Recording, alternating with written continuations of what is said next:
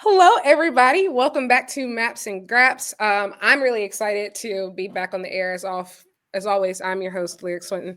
Um, it's March, and I have not done any Women's History Month content. And part of that is because I've been just getting slammed with work recently. But also part of that is I've kind of started to think differently about Women's History Month and as far as from a content perspective and as I read things from my peers and it seems like a lot of us are feeling very similarly, I would say, about women's wrestling in this day and age, particularly in the West. And so this was a perfect time to bring in the big guns. You might know her from Twitter. We have Kat here. Hi. How are you today? I'm good. I'm really excited to be on this podcast. I think it's the first podcast I've ever done in wrestling. So it will probably Are you be the first time a lot serious? of people have heard my voice. Yeah. Oh my gosh, that is so crazy. That makes me feel good. And also everybody, y'all should be really ashamed of yourselves. To be quite honest, of this being your first podcast invite is kind of crazy. I think you're one of the most I enjoy your opinions on Twitter. And I enjoy your writing. And I also enjoy your earrings. So can you Yes. explain? Yeah, explain Oh, earrings. I have earrings of everything. And literally at the minute, my current project is actually I have a pair of steel chair earrings. I'm trying to get signed by my favorite women's wrestlers. So far I've got Thunder Rosa and I've got Jamie Hayter. And I'm hoping to track down Mercedes at the Donny Dome next month. But these are my AEW earrings. So they are the AEW World Championship and the original AEW Women's World Championship. Well, the AEW Men's World Championship and Women's World Championship. That's right. We're at the Hangman page. I'm also wearing my old my new Hangman merch today. Of course, I'll wear Hangman merch for the women's wrestling episode. I wasn't thinking this morning when I got dressed, but it's okay. Uh, it's 2025. I think that a lot of interesting things are happening in the world of women's wrestling, no matter what you watch. I personally believe this is probably the most talented era of North American wrestling we've ever seen as it relates to the women. It doesn't matter if you watch AEW, WWE, NXT. There's some really awesome things happening. But I think as we talk about the future and the present, we have to go back to the past. And so, how old are you? I'm 23. Okay, great. Okay, so you're only a few years younger than me. So we start at least came up during the same time. So when did you officially start watching wrestling? I was a bit of a late bloomer. I started watching 2014, I want to say. So literally kind of tail end of the Divas, start of the Women's Revolution. That was when I kind of started. And I was only with WWE for the first few years. I didn't know anything about Japanese wrestling, independence, nothing. No, I completely understand that. I didn't know anything about non WWE or TNA-ish wrestling until I would say pretty later, but I did start watching wrestling earlier. So started watching in 2006. So we're still firmly in the bra and panties era, and I remember when I first officially started watching, this is around Lita's retirement, so they are throwing her stuff out. Her. I remember her retirement was and then Crime Time called her whore her way out, in the crowd just basically booed her on her way out, and that was her retirement. So that's kind of it when was I get around when Trish retired as well. And so I was obviously a wrestling fan those years, but I was never really into women's wrestling at all. I wasn't a big fan of the Diva Search era. I was not really a fan of back then. That was when everybody was on Playboy covers and stuff. And no, don't get me wrong, I don't think any of those things are bad, but I think that it was more so that was it. That would be the only women's representation you get on the entire show. Matches would be 2 minutes, if that. And so I kind of fell in and out of it, at least from the WWE part. Wasn't really into it until Women's Revolution and NXT, Black and Gold specifically, and the Four Horsewomen era. And I was 17 around that point. And I remember thinking of just 10 years from now, imagine what this is going to be like. Women are going to be main eventing everything. Like, I can't wait to be an adult. And we're 10 years old since. Yeah, you know, I feel like we're 10 years removed from Give Divas a Chance. We are 10 years. So, like, I think about 2 weeks ago was like the anniversary of that. And everybody hashtagging and like fighting for like, yeah, we're getting pay-per-view main events, and we saw women main event WrestleMania twice, and it's just like, and now there's this new company that's supposed to be able to, you know, offer even more opportunities. And I feel like 10 years later, we're still in a holding pattern. Honestly, in a lot of ways, it feels like we've regressed. And you talked a bit about that, like in what you wrote. Absolutely. The thing is, it's kind of worse now, because at least 10 years ago, when you looked at women's wrestling and it was the Divas division, it was never meant to be on par with the men. You know, Absolutely. they weren't being presented as something serious. The Divas were models, like you said, that had been recruited, that had been trained just to look pretty, to sit around, to parade around in their underwear. And that's not to diminish the performers, but that was the intention from management, at least, and that was how they were presented. And yet you look now, and these women are going out week on week, and they are delivering just as much, if not more, than some of the men. And yet the treatment's just not there. So now there's no excuse. Now it's on par, and like, it's a bottleneck, and it's ridiculous. I think that a big part of what changed was the talent pool. Like I said, going back to that era of Diva Search and, like, you know, the Playboy covers, the goal back then was not, WWE wasn't really recruiting wrestlers. They were recruiting models to be like wrestlers, you know, and they were like, they were never intended to become world class performers, you know. That was never the intention. And I think that we've seen the talent pool progress. There are girls who are, you know, they are former athletes turned wrestlers. They are girls who grew up their entire lives wanting to be wrestlers. There are people actively inspired by the wrestlers that we grew up watching, and they've ended up becoming wrestlers.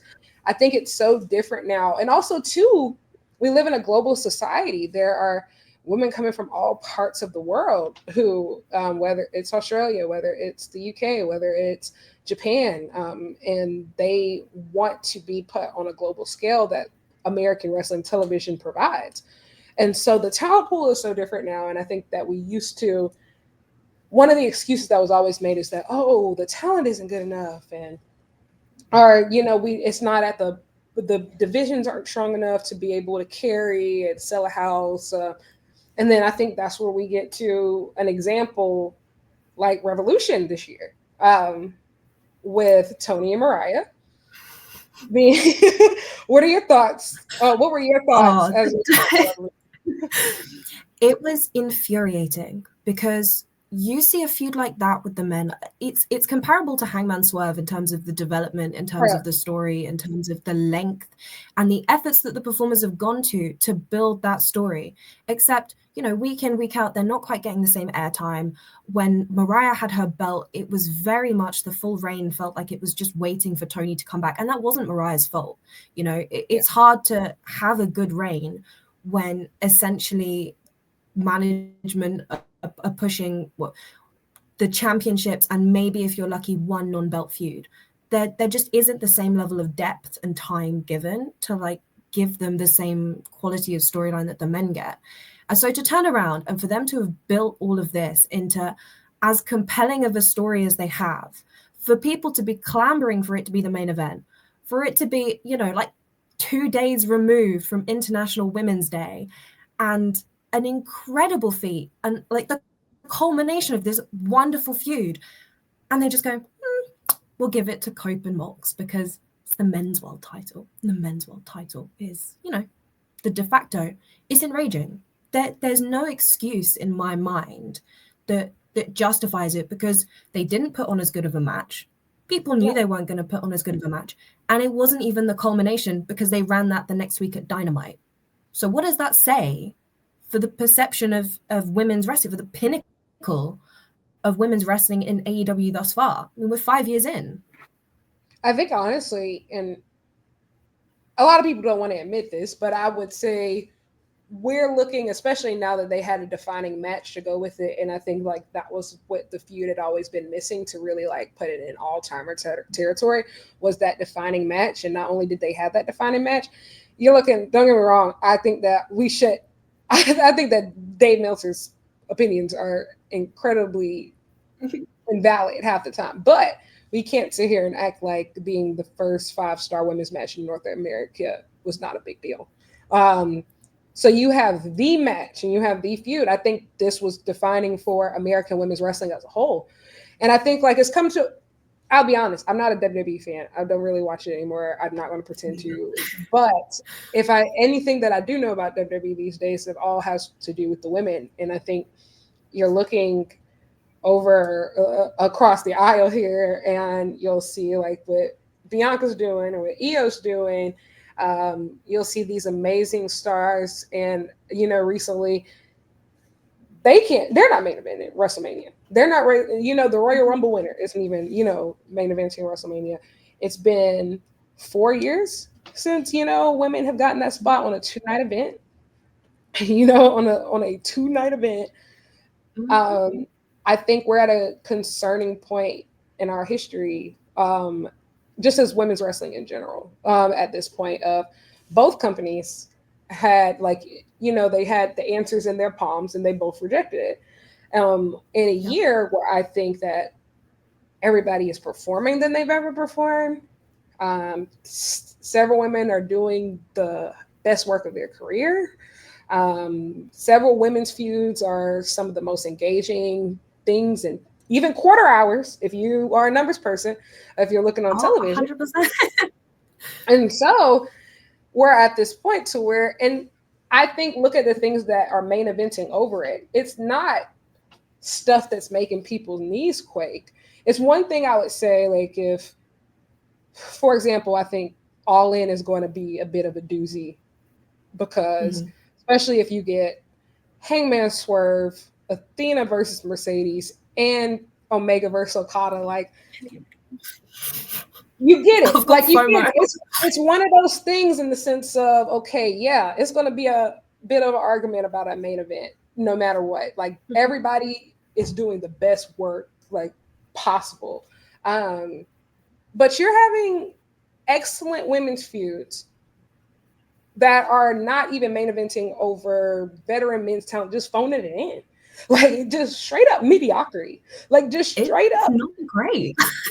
It's nothing like to be like, oh my God, like the people are really going to riot if this doesn't go last. Like, no, we're not going to sit here and pretend that it's riveting stuff. And I believe that if women can't main event over the weakest men stuff on the card, there's never going to be a conversation for them being able to main event anything else. And I feel very troubled, very like worried about it. And I feel like a lot of people just act like, oh man, well, just give up. But like, no, this is what I think, especially for me, as somebody who's watched wrestling for almost 20 years at this point, I don't want to be in my 40s talking about some man. These women haven't main evented since I was 17. It's diabolical. It's unthinkable. And the amount of excuses people are willing to come up with to justify it. Absolutely. So no, like why not? And people want to sit here and they want to rag on people, oh, well, Tony didn't lock in until Azumi came over. Okay, what does it matter? She's doing the best work of her career now. Oh, well, Mercedes' match catalog hasn't been... Shut up. Mercedes' match I think catalog. also, too, we didn't ask for Tony to main event a pay-per-view back then. Nobody asked for that. I'm not saying to give women things that they haven't earned. Like, I think that's also a conversation of nobody is asking you to give women things that they haven't already earned. What I think the only time that there was a clear consensus across the board in the fan base of no, Tony, you have to think the storyline lasted for 18 months. There was only one time when everybody was like, no, this is the one, the Hollywood ending. You've invested so much time in this.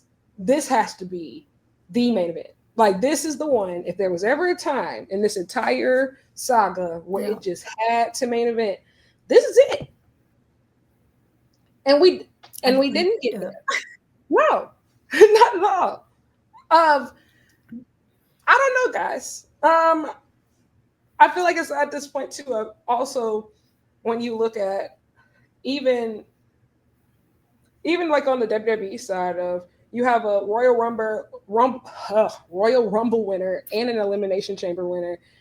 None of them are main eventing. What's the point at this point? What's the point? What is the point? I'm actually going to play.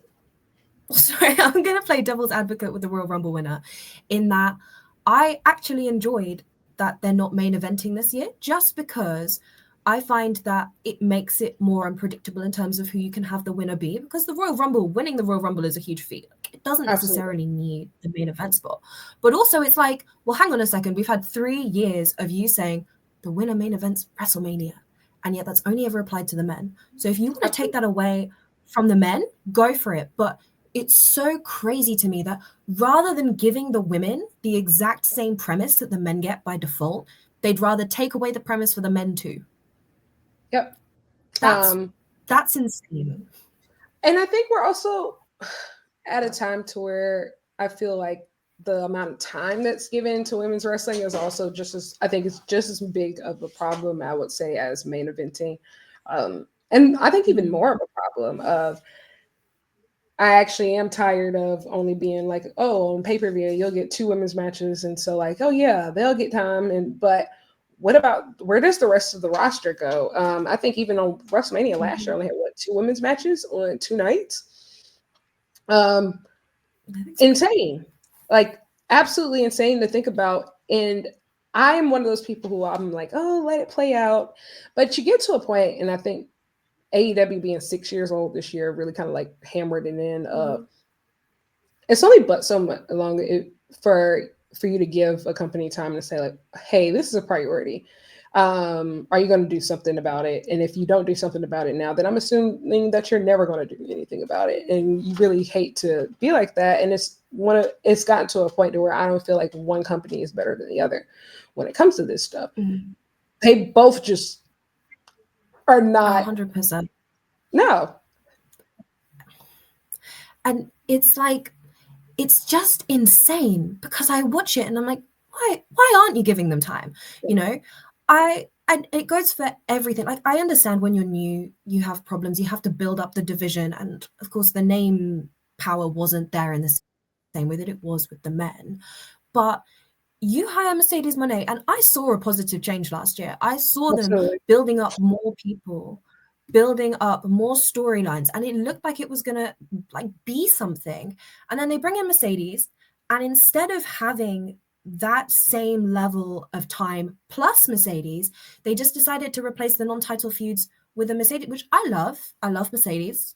People know this. You know, as a really old crew member, I do, but I get what you're saying. No, I agree. Like, even this pay-per-view coming up, Dynasty, Mercedes doesn't look like she's going to have a match. Fair enough. But, okay, we've got Marina and Willow in a non-title match. Great. But why can't we have 3? Why can't we have both belts defended and a non-title match? Why does it feel, with, you know, the way they've bungled the women the last few years, as though actually they've said, 2's the cap? So you want the non-title feud, fine? I think also 0 hour as well. Like, 0 hour is a big thing. I think it's a big deal. And I feel like AEW used to put a lot of more thought into 0 hour. I remember my first pay-per-view ever in person that I've ever like went to was Full Gear 2022. And Eddie Kingston wrestled Jun Akiyama on that show. And on 0 hour of just, it was, you know, it's just insane type of real planning went into it. And I think that you could use that time. At a women's match. Like, Revolution 0 hour is really what made me crash out. That's actually what really, about the entire Revolution, everything, that was what actually made me crash out, because there's no way. Here's the thing, guys, I get it. Everybody said he's been doing really good on the Ring of Honor. Love that or whatever. But what do you mean What do you mean Blake Christian is on 0 hour, but Chris Statlander is at home? What do you mean? What are you talking about? And there's no way you're going to break it down and convince it to me and tell me that that had to happen and that was just so smart and it just needed to happen. Are you crazy? Mm-hmm. Mm-hmm. And it's the same story too, because they love to pad out these 0 hours with a fat multi-man tag match. And I don't Absolutely. mind a fat multi-man tag match on my pre-show. It's the pre-show. But how many men are you paying to be on your show and you can't do something with the women? I think the last time they did a multi-woman tag match on 0 hour was All Out 2022. No, not 2022, my fault. 2023. All Out 2023. Still. And that is crazy to think that was September of 2023. And I remember that because that was the one, I think it was a 6-woman. And I remember that was when Athena and Sheeta first came face to face on like Athena's a whole nother conversation you have to have. But yeah, that was the last one. Free her, but she's coming. Like I'm more confident about that now. Way more confident. Yeah. Thank God. Thank God for it. We're years overdue. It's a joke. We're years overdue, but we're here now. It's going to be glorious. But I also think that that's going to be the next major fight of women's wrestling in 2025. But we'll get there. But yeah, multi-men tags on 0 hour.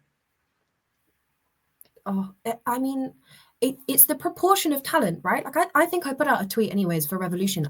I think there were 4 women on there because there was the Hollywood ending match and there was Mercedes Momo. And there were like 40 men. I mean, when I think of All In last year, which I went to, they stacked that card with so many wrestlers, that like 16-man tag. I think there were like 70 something on there. Like I filled out my wrestling spreadsheet. I was like, that's insane. And yet there were 6 women because there was Staten, Willow, Britt and Mercedes, and Mariah and Tony again. Why can't we? I was furious the first All In when I figured out there were only going to be 4 women on that card. I was like, I wanted to see Willow, I wanted to see Stat, I wanted to see Emi Sakura, please, with her We Will Rock You, not Saraya. That was that was the most heartbreaking part, I would say, because I made the trip to the first All In. I was at Wembley and it was so awesome. It was just like, especially for the only women's match on the card to be that match. It was a 4-way and it was like less than 10 minutes.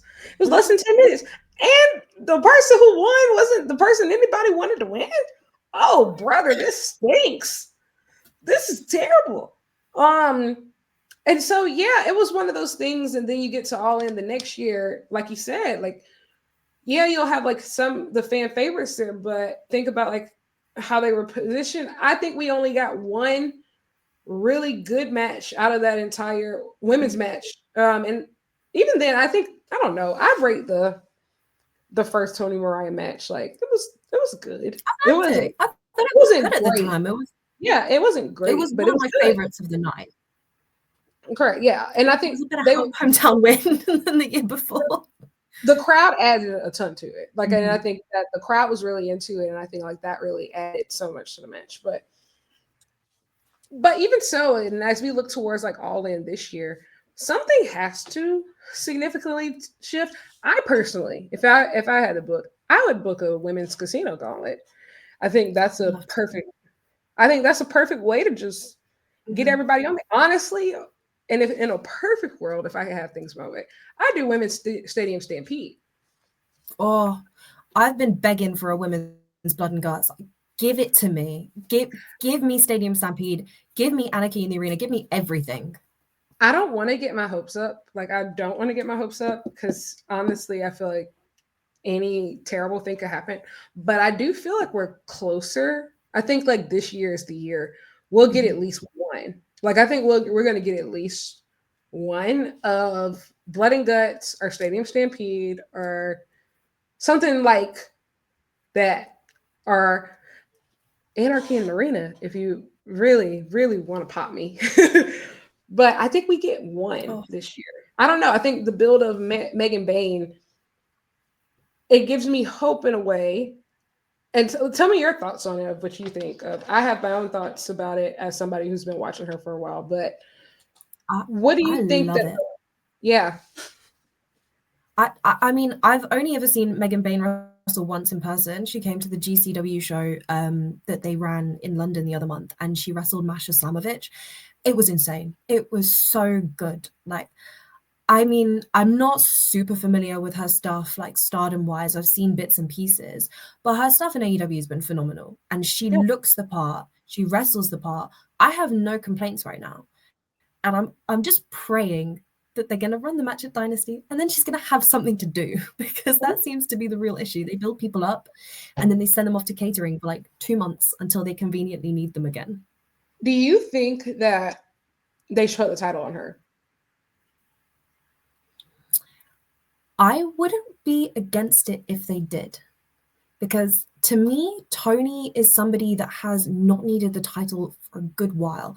She is the star, and I feel like the best thing for the women right now is to not have your key stars holding your belts. If Mercedes wasn't TBS, I love her as TBS champion, but if she wasn't TBS champion, she would be far more likely to get on the card in addition to somebody like Willow or Stat or Absolutely. whoever's holding that belt, or Queen Aminata. I would love to see her with the TBS belt. And that's Absolutely. kind of like where we need people to almost kind of force management's hands, force Tony, force Triple H to put them in those positions where it's like, I am that big. You should put me on the card regardless. I agree. I think that one, I believe that a good wrestling hasn't been good at this historically, at least in, like, I would say, the 21st century. Mm-hmm. But I always believe that a good giant run, like somebody who's physically imposing, who's a giant, who's believable, like they don't even have to be the best wrestler all the time, but they can just be believable, that they can come into any company, any territory, snatch the belt, and just be a believable badass doing it. I believe like a good giant run could be very well placed at least like once a decade. And I Mm-hmm. think to do it with a woman is very fascinating because we don't see it as much. But I also think to do it with a woman like Meggan Bane is even more fascinating because not only is she like the giant, she can actually wrestle, which opens up a whole new level of possibilities that doesn't always exist. And I think one of the biggest criticisms about AEW, I would say, over the years is that they were unable to book big men or women effectively without, like, without essentially putting them in squash matches all day. And I think we saw that was a big thing that happened with Jade. She was built super strong, but all she is doing is squash matches essentially. Same thing with Wardlow, and I would say even Hobbs up to a certain extent. But they're now like changing the way that they use him, and I think that it's made him seem even more of a monster now that he's like facing legitimate competition. That's But great. Megan, Love Hobbs. I know, love Hobbs. Belt him up before the end of the year too. Like, love that Please, guy. I would love to see it again. But Meghan Bane, she offers such a different possibility of, she is big and imposing and she can look like the part of, like, this person that towers over the division, but she can also wrestle with your best wrestlers on the division. I think, not to name any names here, but Mercedes, imagine a Mercedes Megan Bane match versus like a Mercedes Nia Jax match or something. You know, we don't have to imagine those things. We don't have to Yeah. imagine these, but Oh, miles those apart. just miles apart. Somebody who's actually technically proficient in like what they're doing. I was able to see her. I watched her entire Stardom run, and I've seen her wrestle twice, and both of those were in Japan. So I got to see the match with Julia, Oh, and I got to nice. see the tag match. What was it? Divine Kingdom versus Julia and Suzu Suzuki, and Donna Del Mondo broke up directly afterwards. They announced that they were disbanding. That was ruined my day. That was my favorite faction. Understandable. That was my favorite faction. I love Donna Del Mondo.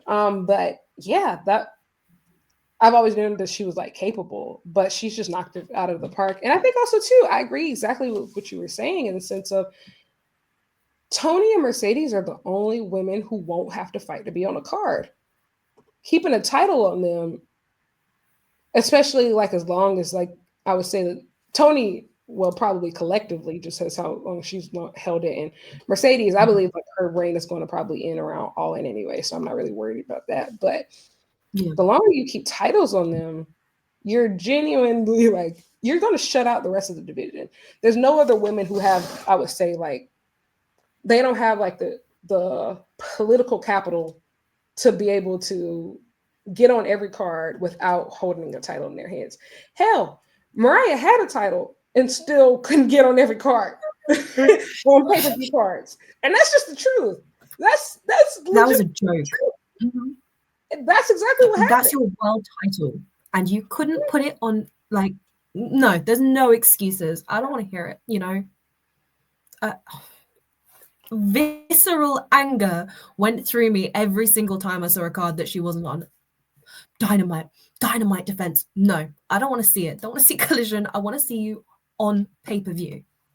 And I think what's happened is somewhere in that absence, or not absence, but somewhere in that structure of like, of Tony and Mercedes, being on top and being like these untouchable figures. Like even when Mariah had the belt, it still felt like Tony's belt, like because of just like the nature of the story that they were running. And so we got to a point to where I feel like what happened was they weren't even having Mariah wrestle on certain shows because they didn't have anybody to wrestle for her to wrestle that could lose, that could afford to lose, like they were still trying to keep these other girls protected. They were still trying to, like, because it's like we acknowledge that you're stars. We acknowledge that you should be future champions. I think like, but at the same time, we can't afford for you to lose to them to them. So we're just not going to book you at all.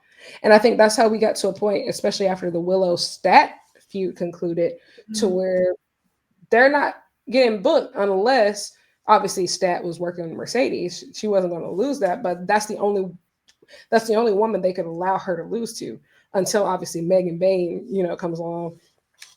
But we've gotten to the point to where the division's in a holding pattern, and until like they drop these belts, several people can't elevate to like the next level.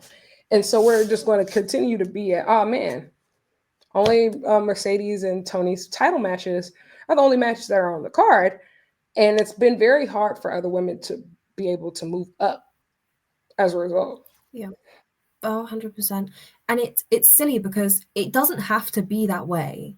But it's like that's the only way it can be, because clearly Tony doesn't care. Tony Booker, obviously, not Tony Storm. I'm sure Tony cares very much. But it's like if you had non-title feuds and you had more matches on Dynamite and you had an established upper mid-card, lower card like you do with the men, then you would have people like Willow, like Stat, like Thunder Rosa.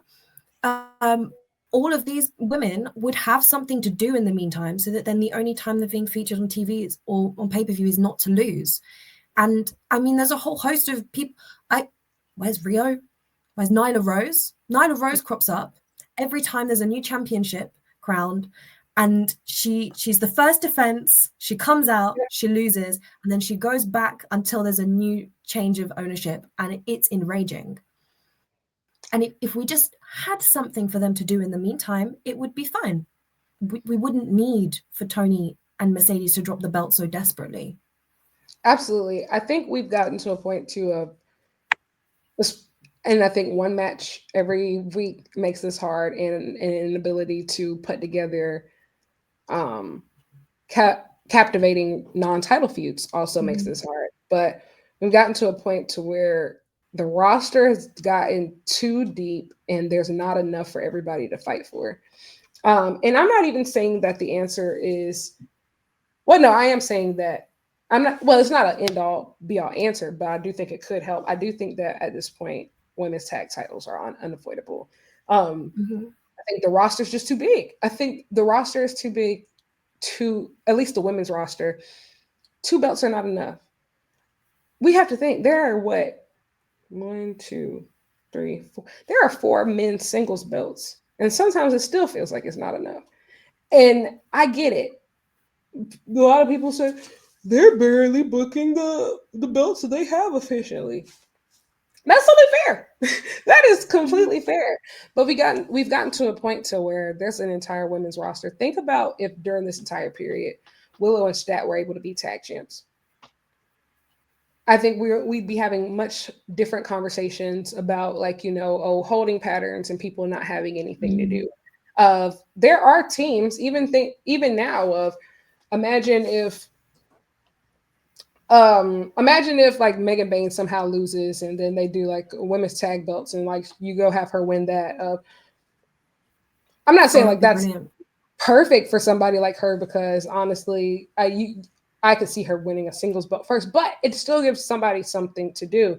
Imagine if you were able to like utilize some of the older talent, I would say, of the Nyla Roses and the have several people who are just sitting on the shelf. Ty Mello, Anna Jay, they were always a team. There's so many different ways that you can go give women something else to fight for. And I personally don't think this has to be AEW only thing. This is what you have Ring of Honor for. This is what you have New Japan Strong for. I personally thought it would have been a cool idea for those 3 organizations to share a title. So you can defend them on AEW pay-per-views. You can defend them on Ring of Honor pay-per-views. You can defend them on the New Japan shows in the US. There's so many different things that you can do. That way you can utilize the talent from Stardom. You can use the ROH roster. Athena and Billy could have been tag champs. There's so many things that you could have done to make so many of these collective stories, because there's only like 3 main stories that are run throughout the entire company. And so many, both companies, my fault. Yeah. There's some tag belts really could have, and still can, I think, supplement a lot of that. But we're just at a point to where I don't see how you can avoid it. And I know some people are like, well, what if, I feel like it doesn't mean like anybody will be booked efficiently. Actually, I think it does, because AEW seems to be incapable of booking any women's match without a title involved. And so force that hand. I think that women's tag titles, you can force at least one match on the card, at least one more match, women's match, on a pay-per-view card every pay-per-view cycle. Will that still happen? Who knows? But I do think that we're at the point to where I think talent is overflowing, especially with the recent news of Mina Shirakawa now officially being a part of the roster, which is instant superstar added to the ranks. And think about, I think one of the biggest problems that they're facing, not a problem, but it's just a challenge, obviously coming out of a feud like that. How do you maximize Mariah? What do you do with her? How do you define, Mariah's character outside of Tony? How do you keep her interesting? How do you ride the wave of her, the popularity that naturally comes off of that death match? Well, was it really a death match? It felt like it. It certainly felt like it was a grudge match for sure. It was crazy. I absolutely loved every second of it. But how do you do that? Hey, I think imagine Rose Gold as inaugural tag team champions. I would love to see it so much. There are so many good options, because that's the thing, is that because they collaborate from everywhere and the talent's being pulled from everywhere, you could hold off, you could stick the belts, like you said, on Athena and Billy, and I would have no complaints.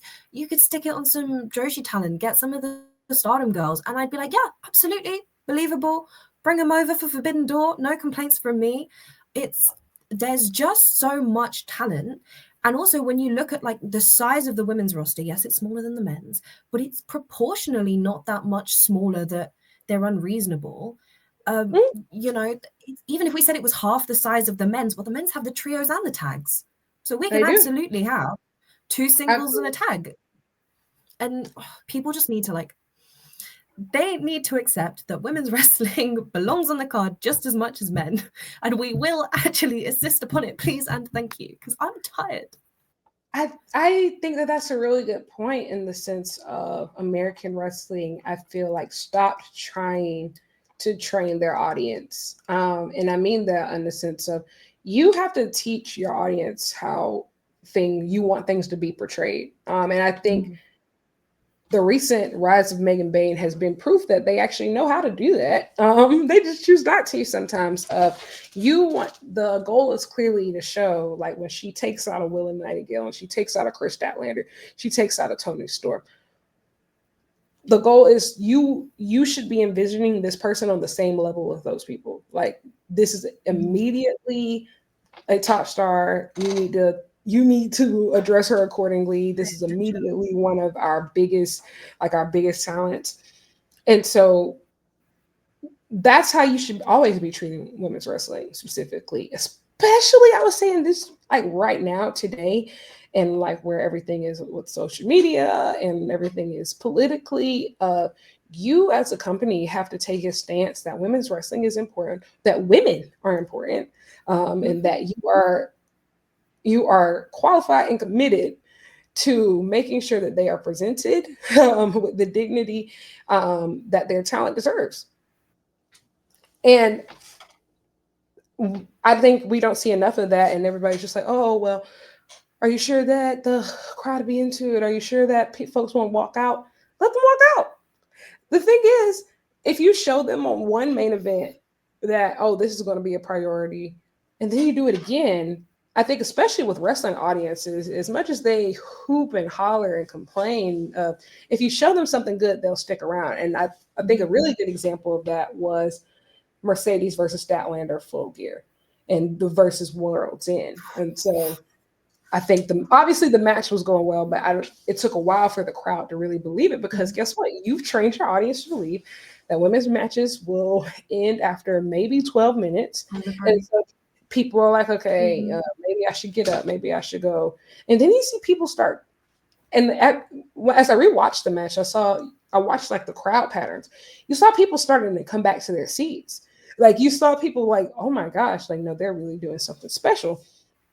And so everybody's just fully back by the end of the match and they're completely into it.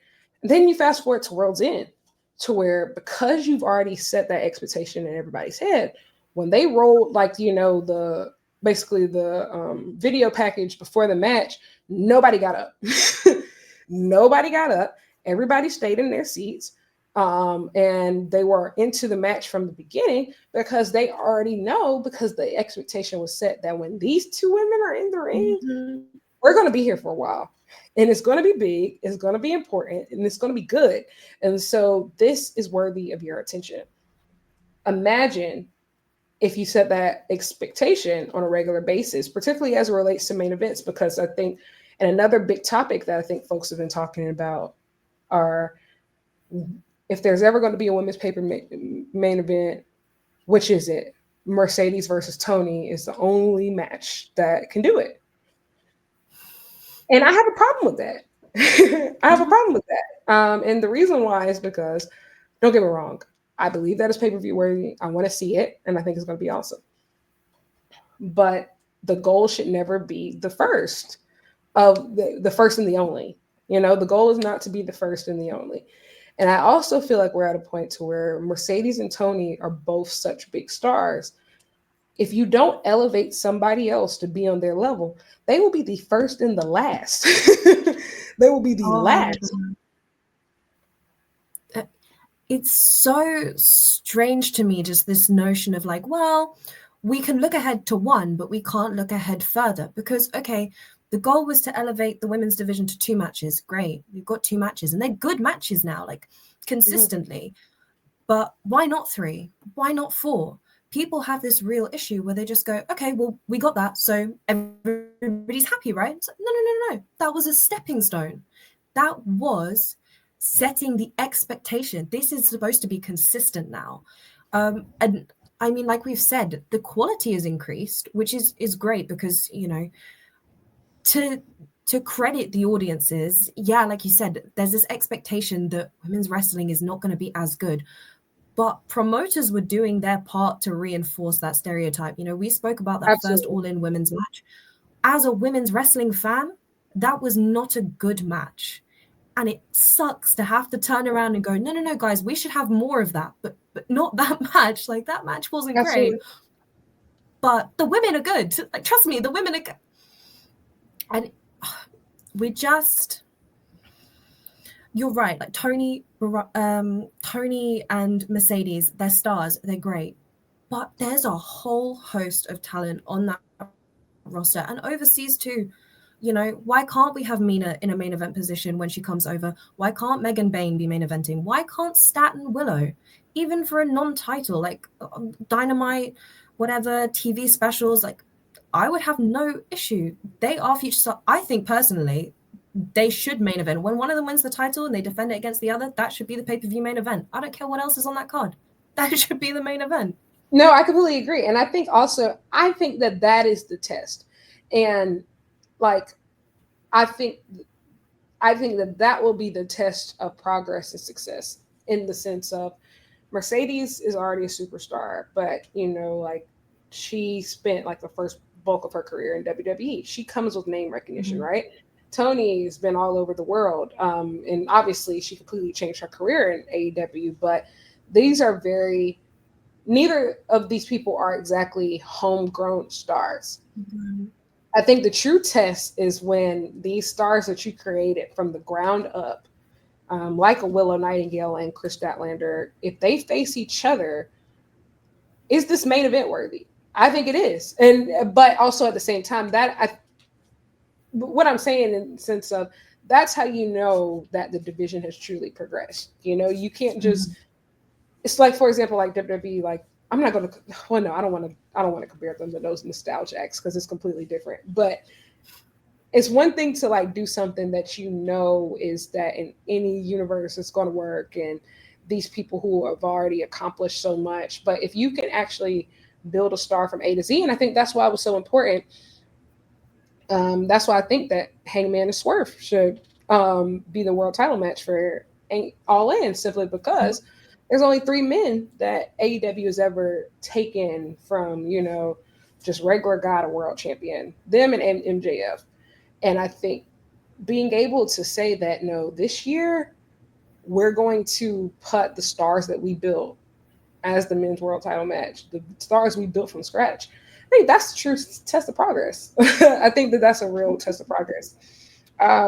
So yeah, I think also too of it's continuity. We get so short-sighted, but even as we're seeing now, like, particularly on the AEW front, of the biggest stars of like those first 5 years, not that I'm not even saying that they're aging out, but their usage looks different.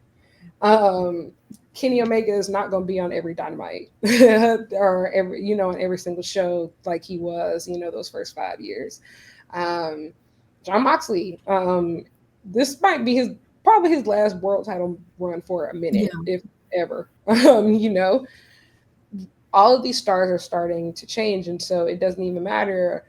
Eventually, a Mercedes or a Tony, not even saying like they won't be there, but their usage is going to change. Like, what are you going to do if one of them actually goes to Hollywood or is filming a movie for a couple months, or is, maybe not Even gets injured. Injuries, right? Mercedes broke her ankle and it completely derailed a whole chunk of her career, the planning for the division. It just kind of like, oh, well, we were going to have Mercedes come in, but I guess now we've got to pivot. And you have that star power, but if you don't use them, people aren't going to care. You can't pivot. You just can't. You can't justify it. And think about when Mercedes couldn't wrestle those first couple months. Who became the biggest star of the women's division? Willow Nightingale. Yeah, being able to build these people in a position to where they can be just as believable of superstars as people who do have that that prior experience from, like, WWE television. That is that's the point of being able to build stars that could be stars anywhere. It doesn't matter if it's Japan, it doesn't matter if it's America, it doesn't matter if it's Mexico. So yeah, that's how I feel about, I would say, the bad stuff. I don't want to even call it bad stuff, but I think it's more so challenges. But what are you excited for? What are you really liking that you're seeing in women's wrestling right now? Like, what is the stuff that like you wish that everybody was watching? Doesn't matter if it's like in North America, Japan, or what do you like that you feel like is must see? The quality in AEW has been fantastic, but like the quality of like AEW stars, I think a lot of people, they watch one company and then they like the stars, but when you look at something like AEW, obviously they have collaborations with New Japan. They can do independent scenes, all those sorts of bits and pieces. So, I got to go see Jamie Hayter wrestle Alex Windsor, and I lost my mind. That was one of my favorite matches this year. The quality, we're not even 3 months in. We're just about 3 months in. And the quality of live wrestling that I've seen this year and that I'm going to see is incredible. Like, as much as we've talked about the lack of opportunity within AEW for people not holding the belt, it's not for lack of trying, No. Over here in the UK, we've got Thunder Rosa's our Riot Cabaret Women's Champion. I was at a show literally this week, and I got to see her wrestle again, Alex Windsor, who's like the pinnacle of Brit Rest right now. Kanji versus Mercedes Monet is happening up north that I'm going to go see again. Like, there's so many wonderful opportunities whereby women are here, there, and everywhere, and they're basically saying, okay, you haven't got time for me, that's fine, I'm going to go find a company that does. And that's beautiful to see, and also very accessible for me, so thrilled. I will say that's one thing that I really love about a lot of the stars, particularly in AEW, is that how hungry they are. Mercedes, particularly, like, she doesn't have to do any of this. That's the thing. Mercedes doesn't have to do any of this, and she's deciding, actually, I want to wrestle the best from every single country. I don't care if it's a style that I'm not familiar with. I'm going to become familiar with it. I don't care if it's a harsher style than what I'm used to. I don't care if it's a different type of venue than what I'm used to. I'm going to wrestle everywhere and show everybody that I am the greatest to ever do it. It doesn't matter where I am. I'm just fucking greatest of all time. My goal. And just seeing like how that, my goal, seeing how that's just affected, like, not even women's wrestling. There's so many men who talk about being inspired by Mercedes, and also I would just say content creators. There's so many people who can say like, oh my gosh, I started writing. Hell, my senior project in high school was about women's sports, the rise of women's sports, and like I cited Sasha versus Bailey, and I was just like, Mercedes, we've always been like super locked in. When she went to Japan, that was when I started doing content. I was like, yeah, actually, I'm going to start writing about Japanese wrestling. And she opened so many doors. And even seeing what she's doing, like in Brit Rest, she's obviously going to eventually go to Mexico. It's absolutely insane. She doesn't have to do it. And you see Willow, like, just wrestled in TJPW. She's been the face of the Forbidden Door, honestly, and like wrestling Tokyo Dome. Athena's finally wrestling like in Japan, and like, taking on all these challengers. Stat takes, indie dates from time to time. Meggan Bane works just about every weekend, on the indies. These top girls, like you said, Jamie Hayter, also like, return to Pro Wrestling Eve in the UK.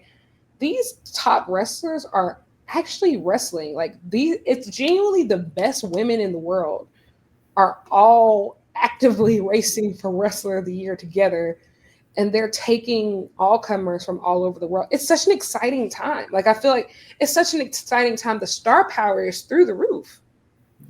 It's inspiring because you feel the hunger, like you said, but also you feel the desire for them to uplift women's wrestling as a whole. Like, I see Mercedes, and I agree. Like, she did the Mandalorian. She had a cushy WWE contract. She could have happily stayed put, and she could have accepted that she was going to be lower down on the card rankings, whatever, fine. She could coast. She could do her shoots, happy days. And she didn't. She said, I want to be one of the best in the world.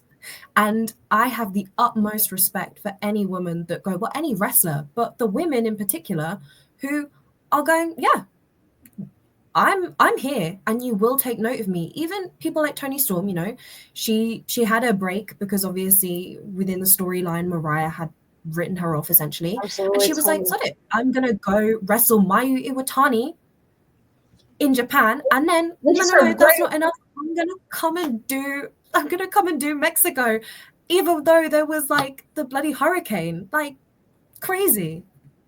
Tony was at the height of, I feel like, of her popularity too. And so like to go back to stardom when she did and to go to Arena Mexico of just nobody's doing that. Like, it's just this is a different breed of, I think also too, it's also I think it's just a testament to how good Japanese wrestling has always been.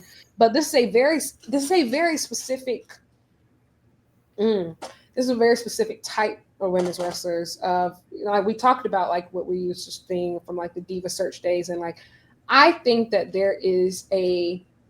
I think there's a place for all of that, and I think we need to be honest. Of there are a lot of people who were introduced to professional wrestling from total divas in the Divas era, and I do think like those women who were in that era should be respected, and should be honestly honored for what they went through, because the industry was awful, awful. I mean, absolutely awful to them, and should be honored for like what they did. But I think there's also a place to be honest of just how that was, as from bell to bell wrestling, that was nowhere near a good representation of what women's wrestling could actually be. And also to be honest, that other wrestling existed, and that women are also allowed to be influenced by things that they might not have seen on TV. And so we're seeing the Mercedes and the Tonys and the Athenas and the Willows, and they'll say like, I grew up watching Japanese wrestling. This is the type of women's wrestling I wanted to do. It might not have been what was on television. And so like I opened myself up to other realms of possibility of what women's wrestling could be. And I said that I want to do that. And so I think that's why we're seeing this not institutional shift, but we're seeing this like cultural mindset shift of people like, oh, if I want to get noticed by a company, um, I need to go to Japan, or I need to like watch this, and I need to do this, and I need to study this, and I need to work here. It's a work ethic change that I feel and I hope that is rubbing off on like the rest of the industry. Of if the best in the world are still working to their highest potential, that sends such a powerful message, I would say, to the younger generations who are trying to be like them. Of like, this is the blueprint of how to get essentially to where you want to go. And I think that the global wrestling world and how interconnected everything has made that possible. And it's a reciprocal relationship too, which is wonderful. You see these girls and these women and they want to come to Japan because that's where they've grown up seeing the best wrestle. I see Joshi talent and it's another level. And you go back to when we were struggling and, the women's wrestling, it wasn't so great in the West, and it's been consistent. I can go back and I can see 2013 and I can watch some amazing Mayu Iwatani matches, and it's inspiring. But similarly, in the same way that they get to go travel and they get to hone their craft and they get to learn these new styles and, wrestle new people, also that's bringing so many eyes to promotions that I mean they're big in Japan. I'm not going to sit here and say like, oh, Stardom and TJPW, they're some tiny indies, but I had no clue who they were. I had no clue who Sendai Girls was. Like 5 years ago, it was WWE, and then AEW cropped up. I knew a bit about TNA, a bit about here and there. Like, you're bringing so many new eyes, and it's almost kind of forcing people's hands. Like, now, okay, people want to see people come over from CMLL, from the women's division too, because you brought people over from the men. I want to see more Joshi talent everywhere. And that's partly because these big name stars who are so famous and so popular and so well known amongst the West are saying, hang on, I think these people are the best. I want to face them. And it's inspiring. It's so cool to see. Yeah, when you see a person, I think even on the WWE side, somebody like Io, who is genuinely one of the greatest to ever do it, somebody who achieved everything that there was to achieve in Japan, to have outstanding success in the West, and just become essentially like a global Grand Slam type of champion. That's so inspiring. Or Amina Shirakawa, who who's I really liken Mina to Trish Stratus. I think she's so much like Trish Stratus. If anybody like knows like the story of Trish Stratus of starting off as a fitness model, and she was originally like, just always just supposed to be eye candy, and then she puts in the work and becomes truly like one of the best in the world, just becomes like one of the defining women's figures in history. And I think Amina very similarly, of just because of like her rise of, there are some legitimate Joshi superstars, and that's just like the people like that have gotten like the biggest on television. But there's still so many people like of Shido, who was, I would say, the greatest women's champion that AEW ever had, at least until probably like this Tony run is the only thing in conversation to ever rival that. You'll have so many other folks, even coming in like Momo, these last couple of times. It kind of feels like the forbidden door finally applies to everybody. Of anybody can show up, like stardom talent can show up, and so the world has really opened up. And I think it's also so crazy because, at least on the stardom side specifically, they weren't really allowed to work other promotions for a very long time. Yeah. And so once they took the top off, essentially, and that was last year, it feels like the entire world has changed. Ever since, it feels like everything has completely shifted.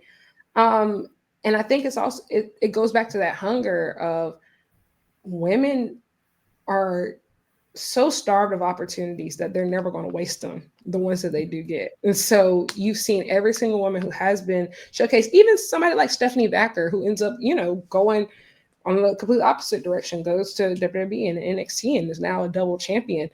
We've seen some of like the best talent in the world, and they're all wrestling each other in some way, shape, or form, because I feel like there's an industry-wide mindset that something has to change. Even on the Japan side of, don't get me wrong, women have their own organizations and stuff like that. But the last time that women were able to reasonably, do a show in the Tokyo Dome, the 90s.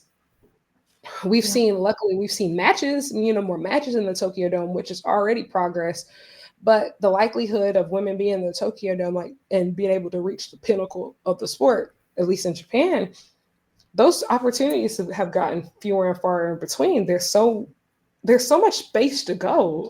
Everybody is really climbing those mountains of, how does women's wrestling on a global scale get back to becoming to the pinnacle of the sport? And can it happen simultaneously? I think while, Japan was thriving, women's wrestling in America had started to go towards the Attitude Era, and even while, American women's wrestling people are now main eventing WrestleMania, like I said, women have not been able to run a show in the Tokyo Dome since the 90s in Japan. And so will we ever see, achieve like true parity across the board? Mm-hmm. I feel like that's now a major question now. Oh, it's not great, because that's the thing. Like we look at it in isolation. We go, okay, we're doing better. They got 15 minutes instead of 6 minutes, but it's still nothing compared to the men. We're fighting over a fifth versus a quarter of a card. And this is Wrestle Dynasty we're talking about here. And even when it comes to things like you mentioned the Tokyo Dome, right? Like, amazing. Okay, New Japan have got a belt. There's a women's match on the card. Those women, I mean, they're putting on incredible matches, but this year's and last year's, they were given minimal time. That second match curse, it's not ideal. Tam versus Kairi went sub 10? 6 minutes. And they did good with what they had. Same Absolutely. With Mayu and Zumi this year. Like, they did a phenomenal job, but that match was short. Yeah, they got like 8 or 9 minutes.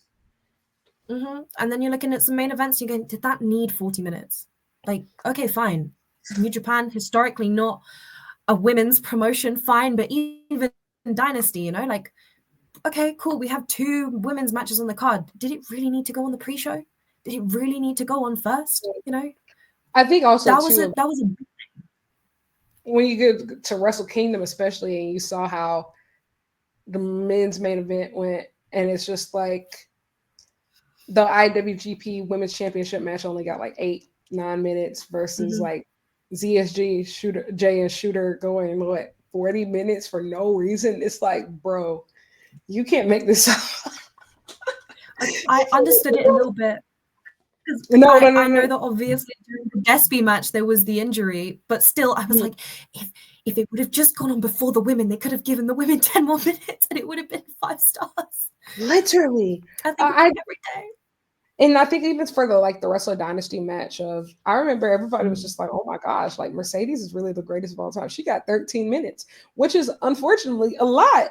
That is a lot. And so even on the Japan side, I think like there's just such a longer way to go. And I think women like Sorry are just amazing. And I like, don't get me wrong, I think like she's the best wrestler in the world.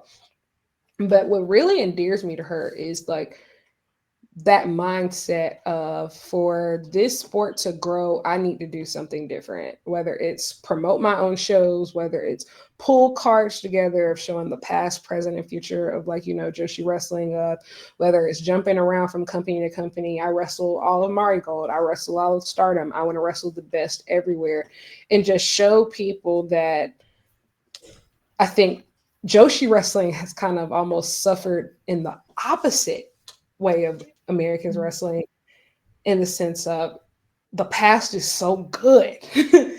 The past is so good to where the present struggles to come out from underneath the shadow of how good it has been historically, versus I think that American women's wrestlers are kind of like, they are so good now and they're trying to like outrun like this past of basically the fallout from the perception of how women's wrestling was presented in the past is now affecting the amazing stuff and lineup that we have now. So I feel like it's the opposite problem.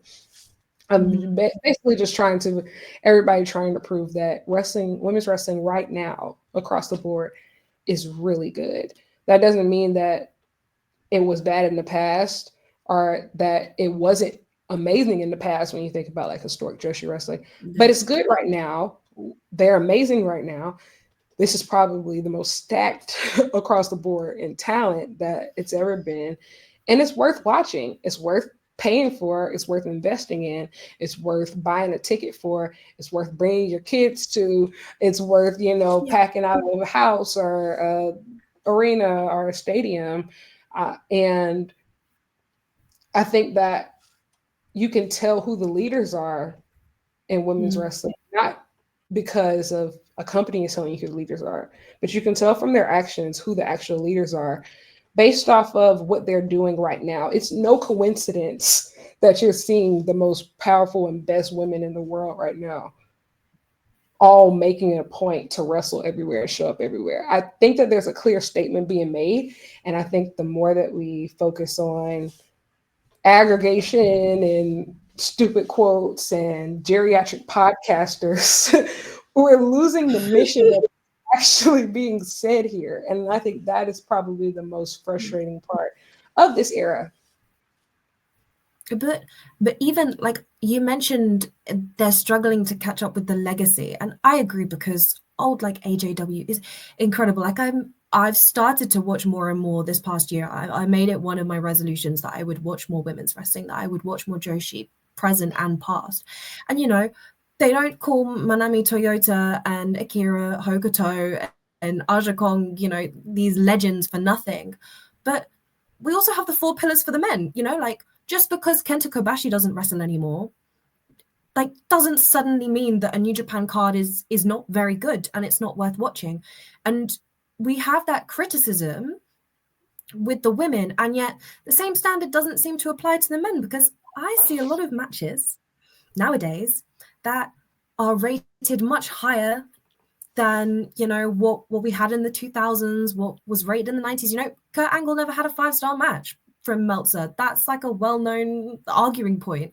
And yet that doesn't stop Will Ospreay from getting so many. That's not to say he doesn't deserve them. It's not to say he doesn't put on a good match. But what, just because Manami Toyota got one in the 90s suddenly means that we're allowed 3 in the last year, and even that's been an insane change. Very recent.